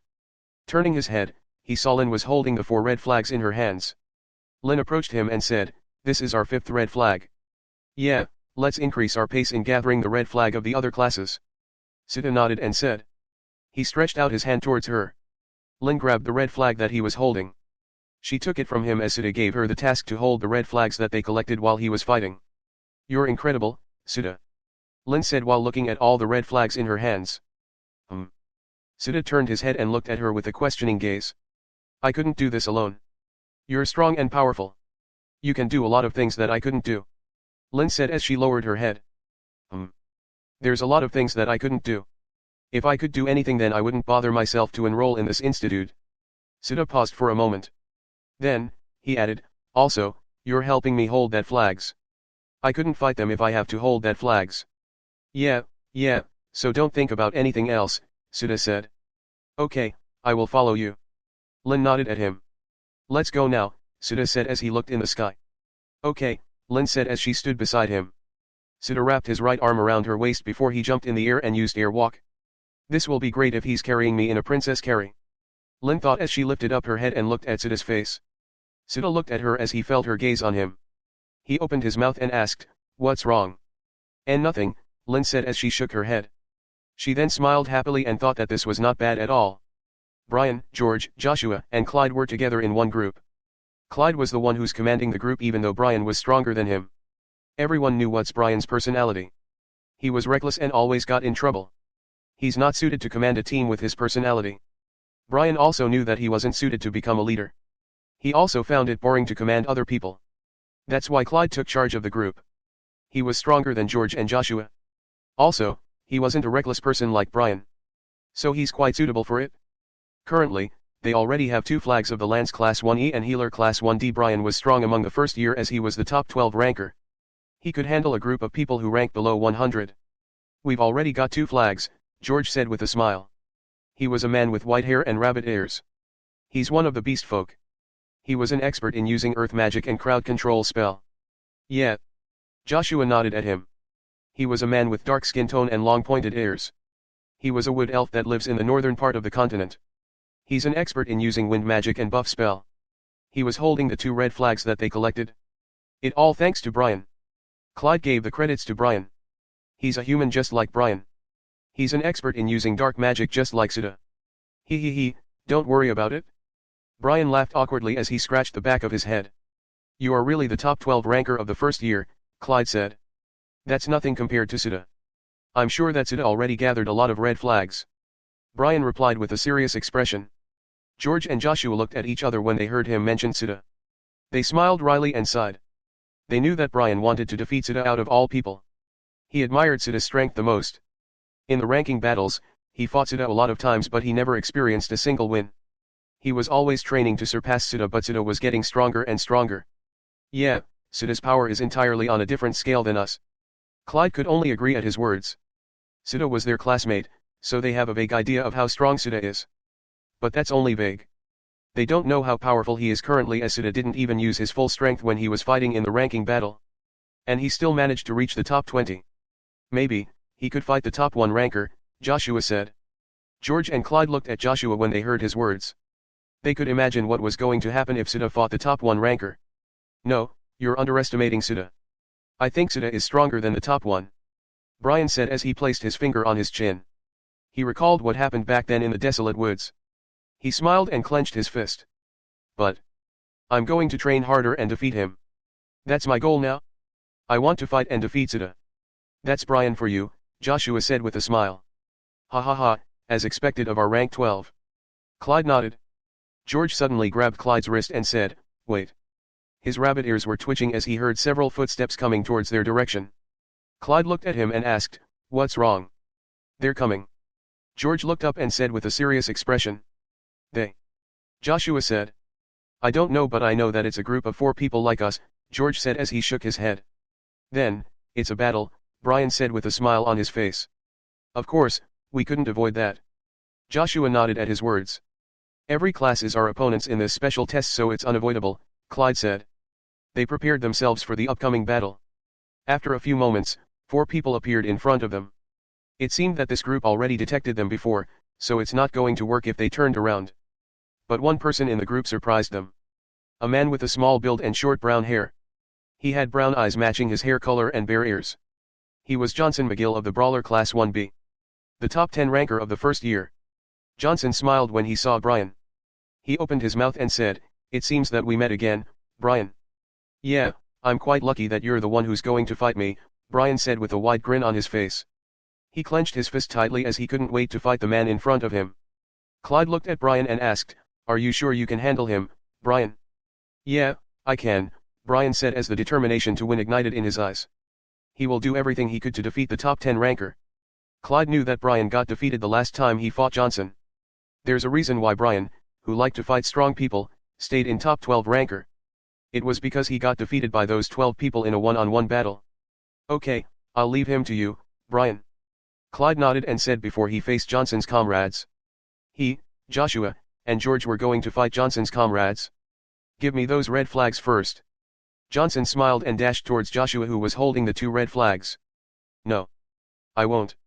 Brian quickly moved his body in front of Joshua. He pulled back his fist and threw it towards Johnson. Johnson also threw a powerful punch towards Brian. Both of their punch collided. It caused a strong gust of wind to be swept out in the area around them. Back in the Mage Class 1B campsite, Lamilia, Eugen, and Yuriko heard someone said, "It seems that our class is in trouble. Do you want me to help you, Eugen? But if you only use that, then you would be able to fight longer and defeat her. You're just like me, hiding his strength when it's unnecessary." They turned their head and saw a man with shoulder-length dark purple hair that was styled on either side. He has sharp dark purple eyes that strike fear to anyone, and he has slim and muscular body. He was Randolphine, a student of Mage Class 1B. Randolph opened his palm and said, "Do you want me to help you, Eugen? If you want, then let me see it." "What are you saying, Randolph? We're in the same class, so it's natural that you help us," Lamilia said. Randolph turned his eyes to Lamilia. After a few moments, he took back his eyes and looked at Eugen once again. Eugen kept his mouth shut. He didn't have a plan to answer Randolph. "Hiss. At least I know that you have that power in you," Randolph sighed and said. He then stood up and patted his clothes. "Well, let me handle this one. Top 3 ranker, right? Then, show me how powerful a top fighter of this institute." Chapter 91, Fierce Battle, Randolph's Strength. Top 3 ranker, right? Then, show me how powerful a top fighter of this institute. Randolph looked at Yuriko and said with a grin on his face. He took a step forwards. "Stand back, I'll handle her." Eugen frowned while looking at him. He didn't know how Randolph knew about that power of his. "Oi! Randolph, are you going to fight her alone?" Lamilia asked with a hint of concern in her voice. Randolph glanced at her and said, "There's nothing to worry about me. You should be worried about my opponent." Yuriko frowned when she heard those words of his. She grunted in displeasure and clenched her fingers around the handle of her sword tightly. "Those are big words," Yuriko said in a serious tone. "That's nothing," Randolph said as he shook his head. Suddenly, Yuriko swung her sword towards Randolph, who was acting like he could defeat her. 1/1 kill. A blue energy wave flew straight towards Randolph. This was the combat arts that Yuriko used before against Eugen. Randolph grinned widely and he slowly lifted up his hand. He opened his palm and grabbed the blue energy wave. Yuriko was stunned when she saw this scene. Randolph used his bare hand to block her skill. The worst thing was he didn't really block it, but he grabbed it. Lamilia was also shocked. She didn't think that Randolph could block Yuriko's skill like nothing. To think there's still a classmate of her that could rival the top students of this institute. He knew something from me. And he possessed this power. Eugen frowned deeply while looking at this scene. He then heard a voice inside his head. "Let's defeat that arrogant man together, you. Use me." Eugen ignored the voice in his head. He focused his attention on Randolph. Randolph tightened his hand and crushed the blue energy wave into tiny particles. He smirked and looked at Yuriko with an amused expression. "You." Yuriko gritted her teeth and charged towards Randolph. In just a second, she arrived in front of Randolph. She swung her sword in front of him, but Randolph caught her sword between his thumb and index finger. She knew it. She knew that this man was stronger than the man she fought before. The very moment that Randolph crushed her attack before, she instantly knew that he was powerful. That's why she wasn't surprised when she saw Randolph caught her sword using his fingers. Yuriko lifted up her feet and kicked Randolph's side. Randolph flew away and crashed into a huge boulder of rock. The dust and smoke shot up in the air. It covered the area around Randolph. "Huff. How about that?" Yuriko said as she looked at the smoke with a grin on her face. Soon, they saw a silhouette stood up from the smoke. Randolph walked out of the smoke and he revealed himself to Yuriko. Randolph still has that smile on his face. He opened his mouth and said, "I guess, it's my turn now." Yuriko subconsciously took a step back. She's finally getting nervous and she understood that Randolph was the same as the 2 people that rank above her. Before, she only thought that he was a little bit stronger than her. Her mind subconsciously denied the fact that Randolph was entirely above her level. Randolph took a step forward and he slowly lifted his hand. He opened his palm and aimed it at Yuriko. "Prepare yourself," he said with a smile, and his mana flared up. Fierce wind wave. A powerful and fierce wind shot towards Yuriko. Her body was pushed away like a paper and was smashed into the trees behind her. But it wasn't enough to stop her momentum. She continued to crash in the trees until she was 100 meters away from Randolph. All the trees in the direction of the attack were smashed. They were uprooted and turned into tiny pieces. Yuriko was at the end without consciousness. She passed out with just one attack of Randolph. "So, this is the top 3 ranker," Randolph muttered with a hint of disappointment in his voice. He then turned around and went back to where he was sitting before. Eugen and Lumilia widened their eyes. Their eyes were full of disbelief and amazement. They didn't think that Randolph, who was just an ordinary classmate of them, would defeat the top 3 ranker of the first year, Yuriko. How? Lumilia turned her wide eyes at Randolph. She looked at him from top to bottom. This man who looks ordinary was hiding this strength. The defeat of the top 3 ranker, Yuriko, stopped the battles around the campsite of the Mage Class 1B. Yuriko's 3 comrades were still stunned because of what happened to Yuriko. Rindo forgot that she was fighting Alice. Her mind went blank when she saw Yuriko was passed out. Alice frowned looking at this. She charged forward and swung her spear at Rindo's side. Arg! Rindo snapped out as she felt the pain in her side. She then turned her eyes and saw a fist in front of her. Alice punched her using her full strength. She then lifted her feet and launched a powerful kick at her stomach. Rindo flew a few meters away and rolled on the ground before she finally stopped. She looked at Alice and said, "Why, you coward?" She then fell unconscious. "It's your fault for looking away when you're fighting me." Alice snorted before she turned around. Yuriko's remaining comrades took the unconscious Yuriko and Rindo away. They decided to retreat because their main combatant, Yuriko, got defeated by an unknown student from the Mage Class 1B. Lumilia sighed at this. They could now focus their strength on the other class that was attacking them. She glanced at Randolph as she wondered why he was concealing his strength. In the teacher's campsite. All the teacher was stunned when they saw the fight between Randolph and Yuriko. The woman who was ranked 3 in the whole first year versus the man who didn't participate in the ranking battles of the first year. At the end of the battle, the man won. He defeated the rank 3 using his own power. All the teachers thought that Randolph was going to lose and he would only put up a slightly good fight. But they never thought that Yuriko would lose to a man who didn't have a rank. It never occurred in their mind that some of the students were still hiding their real strength. They thought that everyone wanted to fight and gain points. It was because they could redeem any spells and combat arts in the library with a certain amount of points. Even Randolph's own teacher was shocked by what he displayed. Bargain didn't even know that Randolph was hiding his real strength. "Your students are really something. They even defeated my best student." Jess, the teacher of the Sword Class 1A, said to Brian with a side. "Yeah, each one of them surprises me," Bargain said with a nod. He wondered why Randolph decided to fight Yuriko. If he was really hiding his power, then there's no need for him to interfere in the battle. He could just stay back and watch how the situation will unfold. The projection only transmitted the views from the battlefield. It could not transmit the sounds on the battlefield, so they could not hear what they're talking about. "Really good," Jess murmured as he looked at Randolph's protection. He hesitated for a second before he opened his mouth and said, "That spell." "Yeah, that's a tier 2 spell, and judging from his casting speed it's an inner spell," Bargain said, and he paused for a moment before he continued, "There's also a possibility that he could cast a tier 2 spell with that speed and that's not his inner spell. It means that he's a genius just like that Yanagi from the higher year," Jess said as he looked at Bargain. "There's a possibility." Bargain nodded. Suda was carrying Lin in his arm as he traveled in the mid-air using the combat arts air walk. "You're amazing, Suda. We already gather 7 flags. There's no doubt that we will score the highest in this special test," Lin said in an excited voice. Yeah. Suda nodded at her. A few dozen minutes had passed since the test started and they already managed to collect 7 flags in total. The test was going to end soon, and if they continued it at this pace, there's a chance that they will score the highest. He could only trust Brian to collect 2 or 3 flags. That's enough for him and his class to score the highest. Suddenly, Suda stepped on the air in front of him and he changed his direction. AHH. Lin was surprised at this sudden development. She could only scream and tightened her arms around Suda. A palm-sized rock flew towards him and Suda immediately descended down to avoid the rock. Suda descended with powerful momentum. It shook the ground and it caused a few trees to shake. He lifted up his head and saw a few figures walking towards them. Chapter 92, Fierce Battle, The Strongest Team. Suda was in the mid-air with Lin when he saw a palm-sized rock flying towards him. The rock was so fast that it tore through the air. Sita stepped in the air and descended down on the ground with a speed greater than the rock. Sita crashed on the ground, creating a small crater. Thick smoke and dust covered the small crater. Cough. Cough. Lin coughed from all the smoke and dust in the area around her. She gripped the flags in her hand tightly. Sita placed her on the ground and said, "Hold the flags tightly. Don't let them go no matter what happens." "Okay, I will do my best." Lin nodded at him. She lifted up her head and looked at his figure. "I'm going to beat them and get their flags." Sita stood up and he patted his clothes.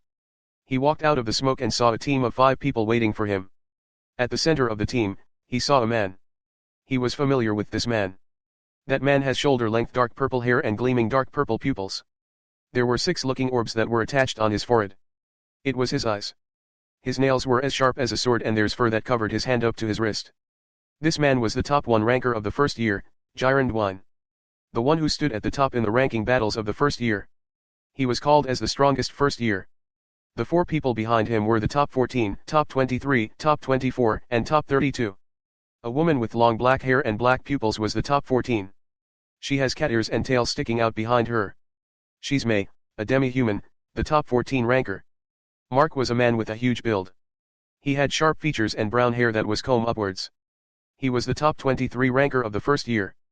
A man with a short height and slender figure yet masculine at the same time was the top 24. He had grey color hair matching the color of his pupils. He was Bonnie and he was a demi-human. To be precise, it's a werewolf. Sina was a tall woman with long blonde hair.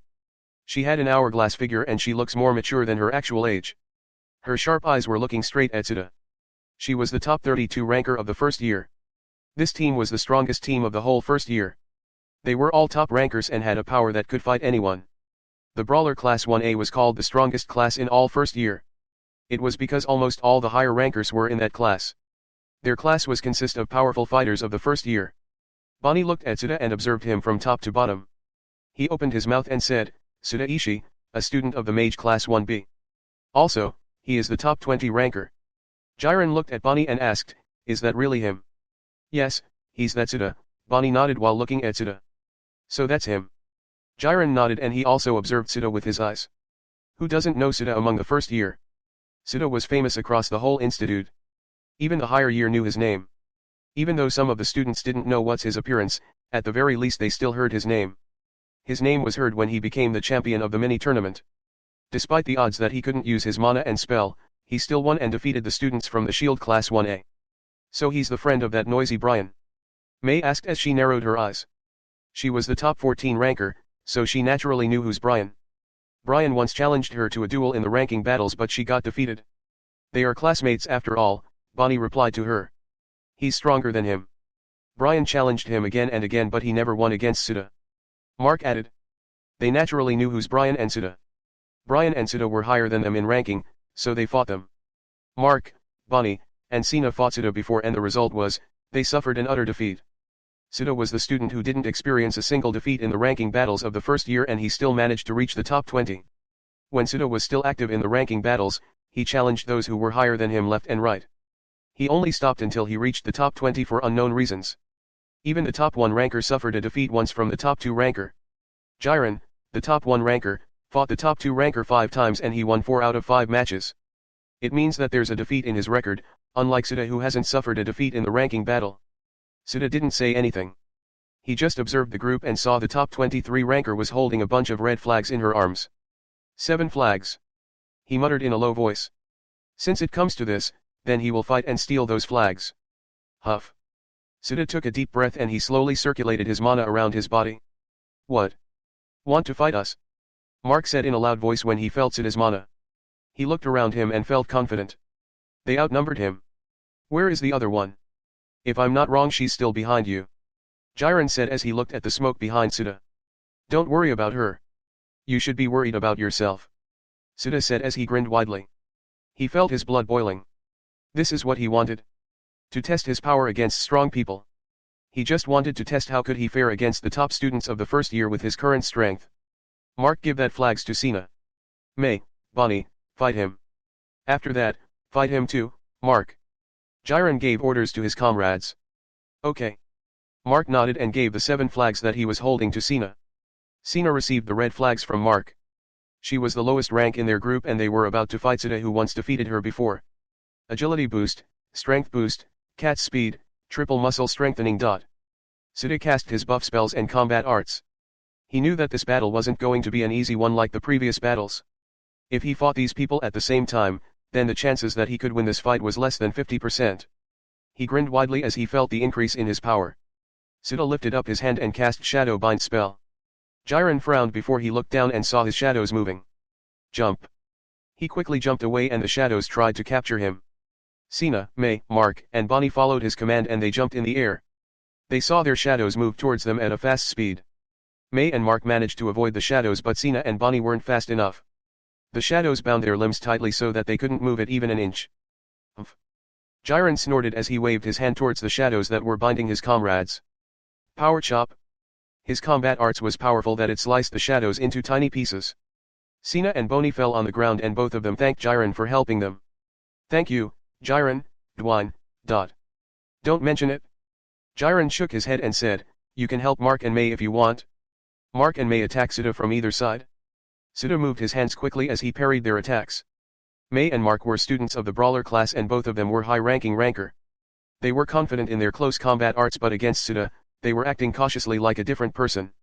Of course, they will. After all, Sita defeated them one-sidedly in the ranking battles. Among the five of them, only Jiren and Mei were the people that Sita hadn't fought before. Soon, Bonnie joined the battle and they were able to match Sita well. Really good. Sita once again cast Shadow Bind and he followed it up by casting Shadow Ball spell. Mei, Mark, and Bonnie dispersed. They tried to surround Sita in all directions. Shadow Spike. Almost all the teachers were now watching the fight between Sita and the strongest team of the Brawler Class 1A.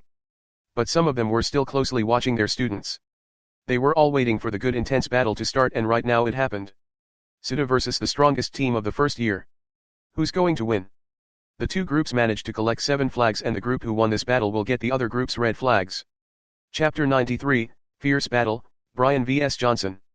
Brian and Johnson were trading blows. In just a few seconds, they exchanged dozens of punches. Blazing strike. Brian shouted as his fist was covered in flames. He threw it towards Johnson's face. Johnson smiled and he threw his fist that was covered in flames. He used the same combat arts that Brian used. Both of their punch, the same combat arts, collided against each other. It caused an explosion to appear and flames swept out in the small area around them. Brian! Joshua shouted when he saw this. He wanted to come forward but his opponent didn't let him. Joshua, focus on your opponent. Don't let anything distract you. Clyde said to Joshua. I understand. Joshua nodded with a grim expression. Joshua, Clyde, and George were fighting Johnson's comrades.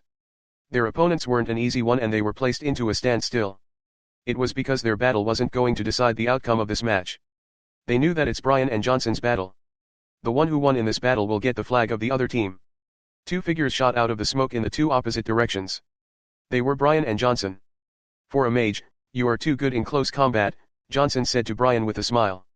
He was a powerful fighter from Brawler Class 1B. He once fought Brian before in the ranking battle and he defeated Brian at that time. So he knew that Brian's strength improved by a large margin since their battle. If it's the Brian before, then he wouldn't be able to fight him like this. Brian couldn't handle his power before, but now it seems that he could. Your improvement. Your growth. It's too fast. Johnson said as he clenched his fist tightly. He finally understood that Brian has a chance to defeat him with his current strength. I've trained every day until I pass out from exhaustion, after all, Brian said with a grin on his face. Then, let's see who's stronger. You or me? Johnson said as he dashed towards Brian. That's what I wanted. Brian cast his lighting boots and lightning edge spell. Rock body. Johnson activated his combat arts that could increase the toughness of his body. He then arrived in front of Brian. Flames emerged and coated his fist. He threw it towards Brian. Brian grinned widely at this. He cast the spell called Scorching Hand. He then met Johnson's attack with his own. Brian managed to grab and stop Johnson's fist. He quickly lifted up his feet and kicked Johnson's side. Umph. Johnson used his free hand to block the kick. He then stepped forward and grabbed Brian's collar. He lifted him and smashed him on the ground. The ground cracked like a spider web. Johnson was about to follow it up when lightning hit his body. Arg! Johnson flew away and crashed in the trees.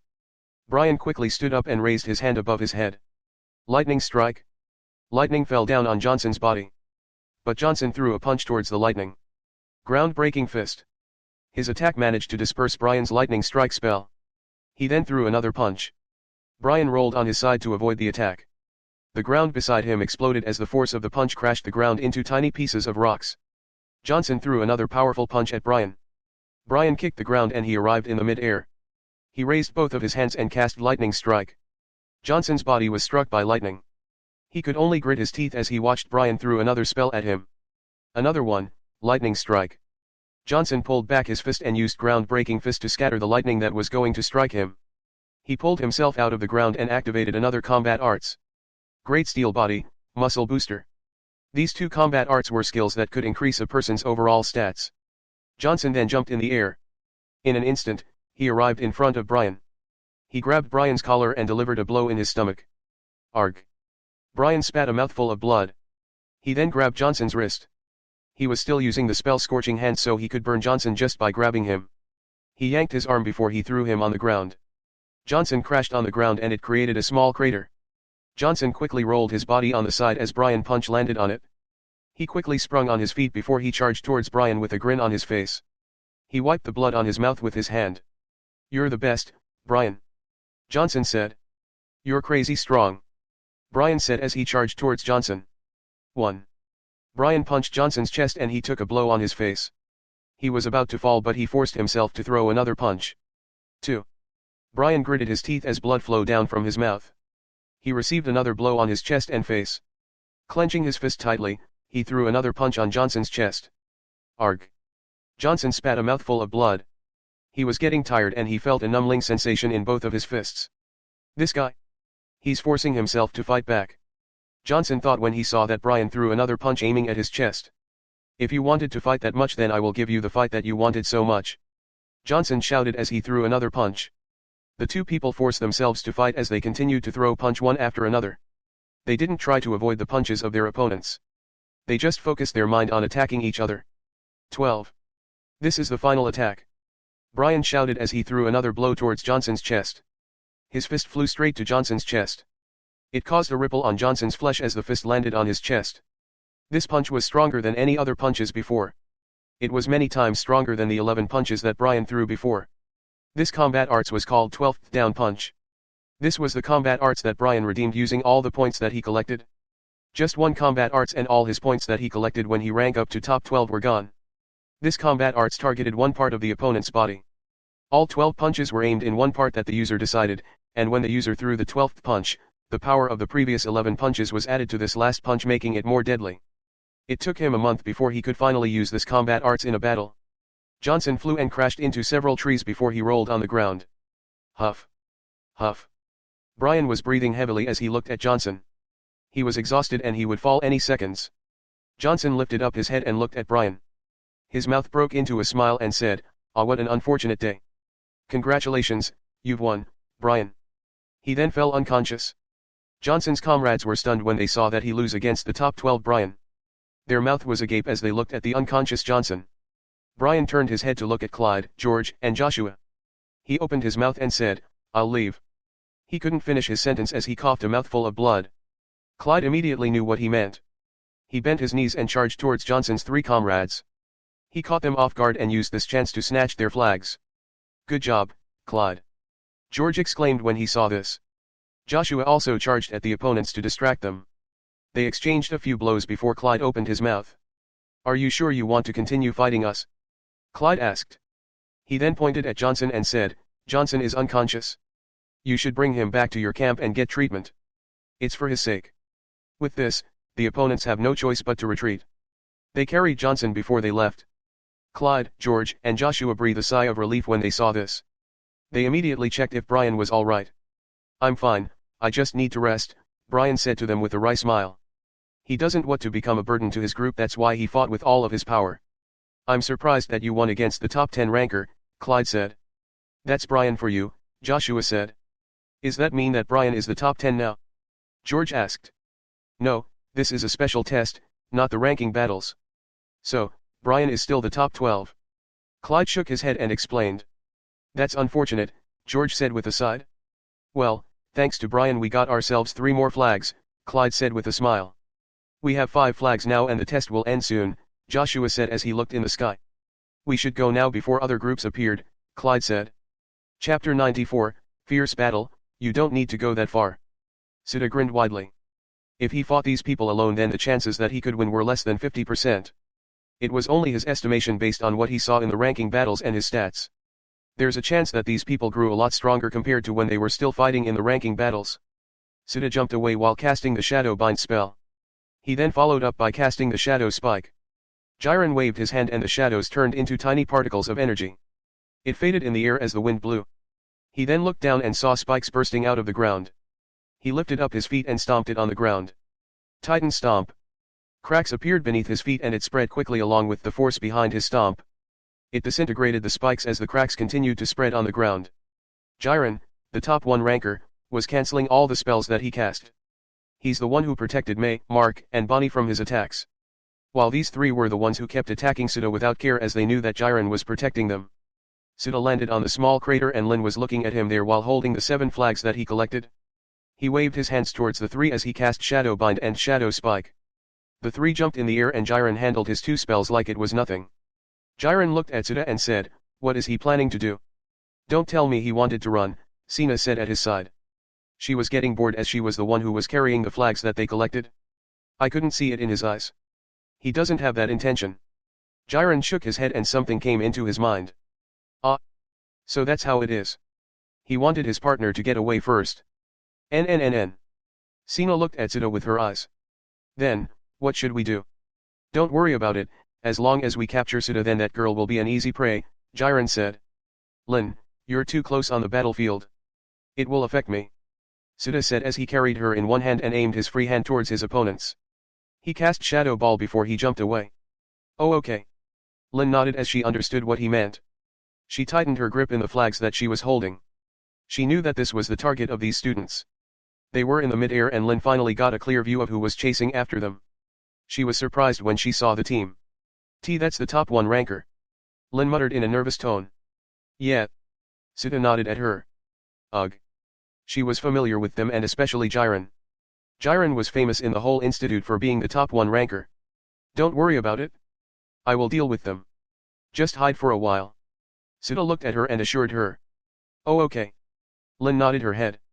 Both of them landed on the ground 30 meters away from Jiren and his comrades. Sita released Lin and said, just remember what I said. I will do my best. I will not disappoint you. Lin said with a serious expression. Good, Sita smirked then he vanished from his position. He reappeared behind Jiren and Sina. It shook the 2 people as they didn't see this coming. Sita never used this spell when he was fighting in the ranking battles, so they didn't know that he could teleport to the ball of shadow that he cast. Jiren turned his head and saw Sita behind him.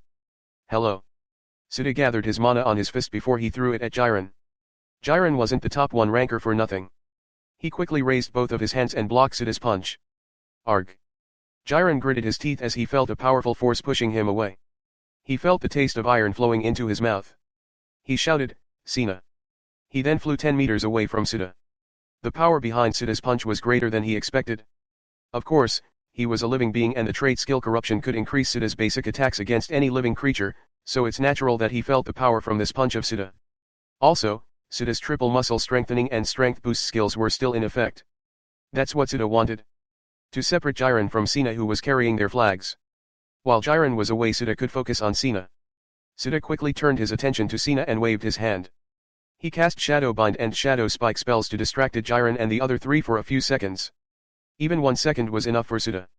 Sina turned around and waved the flags toward Sita. Sita crouched down to avoid it and placed his palm on the ground beneath Sina. Mudslide. The ground turned into a muddy pit and Sina's feet slowly sunk down. What the? Sina tried to move away but something strangled her feet. She looked down and saw the shadows. Sita opened his palm and cast Shadow Ball towards Mei, Mark, and Bonnie. He then grabbed Sina's neck. He then raised her up and smashed her in the ground. Sita then shifted his head to the side and a fist passed beside his face.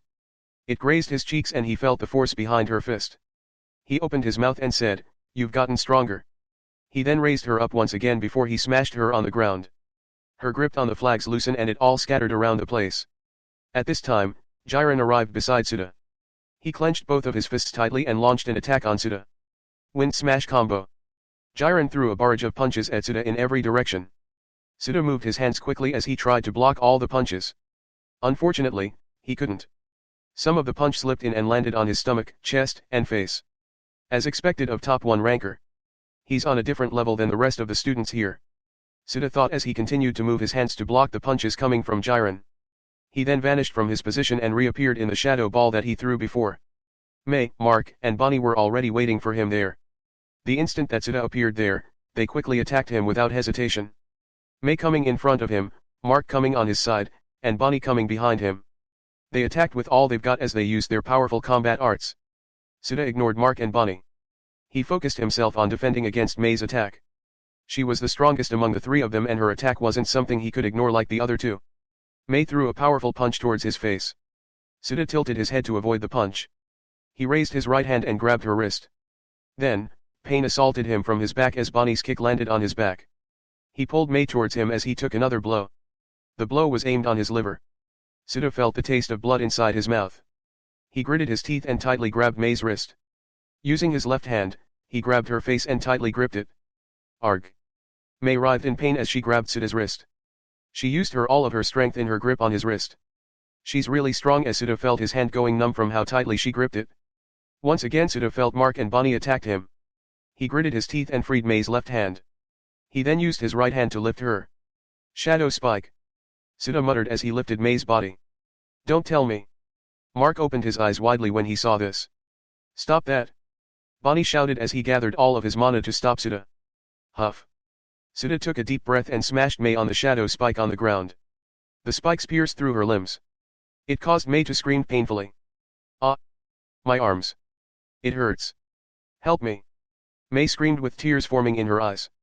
Every time she moved her body extreme pain assaulted her. Suda looked at her and gathered his mana on his hand. He knocked her out unconscious. It seems that she didn't have that much experience in battle if that pain could make her lose her composure. Suda Ishii. Mark shouted at him. His face distorted from the anger he felt. Bonnie threw a punch but Suda grabbed his fist and delivered a blow on his stomach. You. She's a girl and this is just a test. You don't need to go that far. Bonnie shouted with clear anger in his voice while holding his stomach. Huh? I don't care about that. Suda looked at him and said. Chapter 95, Fierce Battle, Interruption. He glanced at the unconscious Mei and added, well, it's not that I killed her. She's just unconscious and the spikes didn't hit her vital parts. The healer of this institute could heal her in just a day. Well, I'll stop the blood from flowing out. Well, it's a quest and I will get my skill if we score the highest, so no bad feelings. Suda thought as he shrugged his shoulder and looked at Bonnie and Mark. If he received the rewards of this quest then his total skill points would be enough to level up his Shadow Bind spell to level 10. And then, he would be able to raise the rank of his class. He tried a lot of things in the past 2 months to see if he could level up his spell but unfortunately, it was harder than he thought. There's only one way to level up a spell and that's to modify the structure of the spell. In these 2 months, this was the only way he found to level up his spell. Modifying a spell wasn't an easy feat. He asked Bargain about it and Bargain answered that it was extremely hard, that even he didn't dare to modify a spell. He said that only those people who undergo deification could modify and create a spell. It was because even if the spell that a person modified malfunctioned and exploded in their inner consciousness, the said person wouldn't take any injuries. If Suda modified a spell and it exploded in his inner consciousness then he would lose his mind and soul. It will destroy anything that was inside him including his soul. It will only leave his body intact. A mortal's inner soul was too fragile and it will easily crumble if something happened inside. To cast a spell, a person needed to build the structure of it inside their inner consciousness. There's no trial and error if a person only has one chance. If the spell wasn't complete then they would die because of the effects of malfunctioning. That's why only people who undergo deification could modify a spell. No matter how many spells exploded in their inner consciousness, they could just ignore it. Suda shook his head and circulated his mana on his body. These people didn't even know what he did to the shield class 1A and the other classes. They all suffered the same thing by him. Shadow Bind, Shadow Spike, and Shadow Ball were his favorite tier 1 spells. He already planned it. To promote to rank 2 mage, he will level up his Shadow Bind spell to level 10, and to promote to rank 3 mage, he will level up his Shadow Ball spell. His spikes on Mei's body disappeared and he used Light Heal on her to stop the blood. If her blood continued to flow out, then she would take serious damage. He doesn't want that to happen as he would have to take responsibility for that and the institute would issue a punishment for him. He wanted to knock her out. So no matter what method it is then he would do it except for killing. He had light heal and he could use it as first aid, so he went to the extreme methods to immobilize a person that he knew. Even if she woke up now, she wouldn't be able to fight because of her condition. If she did, then her condition will worsen. It's done, Suda said as he patted his clothes. He stood up and looked at Mark and Bonnie. The two didn't attack him as they knew that he was healing May with his spell. I've already stopped the blood and I didn't hit her vitals. You can let the teachers check her later and finish the healing process. Suda then grinned at them and said, I'll let you experience what she experienced. Ah, don't worry, I will also heal you. You will not die. I don't want the institute to punish me, after a dash. Suddenly, he widened his eyes and bent his body forward. A fist passed in front of his face. He heard the sound of it tearing the air. That's close. Suda muttered and he looked over and saw that it was Jiren. Jiren didn't even let him finish his sentence. Suda balled his fist before he threw an ordinary punch towards Jiren. Jiren simply blocked his punch and once again threw another powerful punch. Suda ducked down and glanced at Sina. He saw her picking the flags that were scattered on the ground. I didn't say that you could do that. He placed both of his palms on the ground and cast Shadow Bind and Shadow Spike. These spells will distract Sina for a while. In this second, Jiren threw a punch. Arg. Suda received a blow on his stomach. He flew away and crashed on the trees. Ouch. Suda said as he stood up and patted his clothes. If this was a life and death battle, he wouldn't look away from his opponent. He would have died just now if this was a life and death battle. But this wasn't and he knew it. That's why he could look away and used it as his advantage. Jiren frowned while looking at his attitude. He clenched both of his fists tightly and said, follow me. This guy is strong. He then dashed toward Suda. He launched a powerful barrage of punches at Suda. Every punch contained 100% of his strength. This again. Suda thought as he tried to block all the punch. Some of the punches slipped in his guard. Suda stomped his feet on the ground and cast Shadow Spike. Black spikes burst out of the ground. Jiren jumped in the mid-air to avoid the spikes and he gathered his mana on his hand. He waved it towards the spikes. The spikes broke down like a fragile glass. It dissipated into thin air. Swoosh. Swoosh. Mark and Bonnie charged on Suda's both sides. You really wouldn't give me any chance. Suda smiled wryly at this. He looked at his stats and saw that he used half of his mana. He had 630 mana in his mana pool and he used half of this in this special test. Luckily for him, all of his spells only consumed 5 mana per use except for the Shadow Bind spell that needed 11 mana to use. He didn't have any mana potion as his bag was left in his locker in the institute. Well, even if he brought a mana potion here, he wouldn't use it for a mere special test. His life wasn't at stake in this battle, so he could take it easy without using any potions. Jiren watched Mark and Bonnie fight Suda. He looked at Sina and said, Sina, check May first before that. Although Suda said that May wasn't in mortal danger, he still couldn't calm his nerves. Understood. Sina nodded and she stood up. She approached the unconscious May with haste and checked her condition. After she finished checking May, she looked at Jiren and said, her breathing pattern is normal and her wounds aren't bleeding. She's safe for now. Jiren sighed when he heard this. He looked at Suda and gathered his mana. He could now focus his attention on fighting Suda. He bent his knees and charged towards Suda who was currently fighting Mark and Bonnie. Suda defended himself from Jiren's attack. He crossed his arms in front of him and blocked Jiren's attack while ignoring the other two. Bang. Bang. Suda spat a mouthful of blood as the two attacked him from behind. He glanced behind him and cast Mud Slide on the ground. He then kicked the ground to distance himself but Jiren chased after him. Jiren wouldn't let him run away. Suda looked at Jiren who was chasing him. He then used Air Walk to move his body away in the mid-air. He stepped forward and in an instant, he arrived in front of Mark and Bonnie. I will deal with you first, Suda said as he threw a punch towards Mark. Mark reacted and raised his arms in front of him. He managed to block Suda's punch but he felt his bone crack from the punch that he received. He's too strong. Mark muttered as he looked at Suda with a frown on his face. Bonnie lifted up his feet and launched a powerful kick towards Suda's stomach. Suda bent his body and he avoided the kick. He then grabbed Bonnie's legs and smashed him on the ground. He then looked in the sky and saw countless arrows made of ice raining on him. A tier 2 spell. He frowned while looking at the scene. He knew that Jiren and the others were from Brawler class and they currently fighting him. They don't have the time to cast this spell. It only means that other classes interrupted him. Jiren also looked in the sky and saw the countless arrows. The arrows rained down on the whole battlefield. It covered the whole sky and it fell down with high speed. Jiren went beside Sina and May. He used a defensive combat arts to protect them. Let me borrow you for a while. Suda lifted up Bonnie and used him as a shield. The arrows made of ice landed on Bonnie's body. It caused him to cry out in pain. Huff. Suda took a deep breath and closed his eyes. He concentrated and heightened his senses. After a few moments, he opened his eyes and sighed. His mana manipulation skill was too low to detect where the caster of this spell is. Suddenly, Lin shouted, "Suda, in the northeast part, 30 meters away from you." Suda looked at her and smiled. He then grinned and said, "So, you're hiding there. I'm going to finish you first since you wanted attention that much." Part 4 of the series ends here. If you enjoyed it, please give us a like and subscribe so we can be motivated to make even better videos in the future.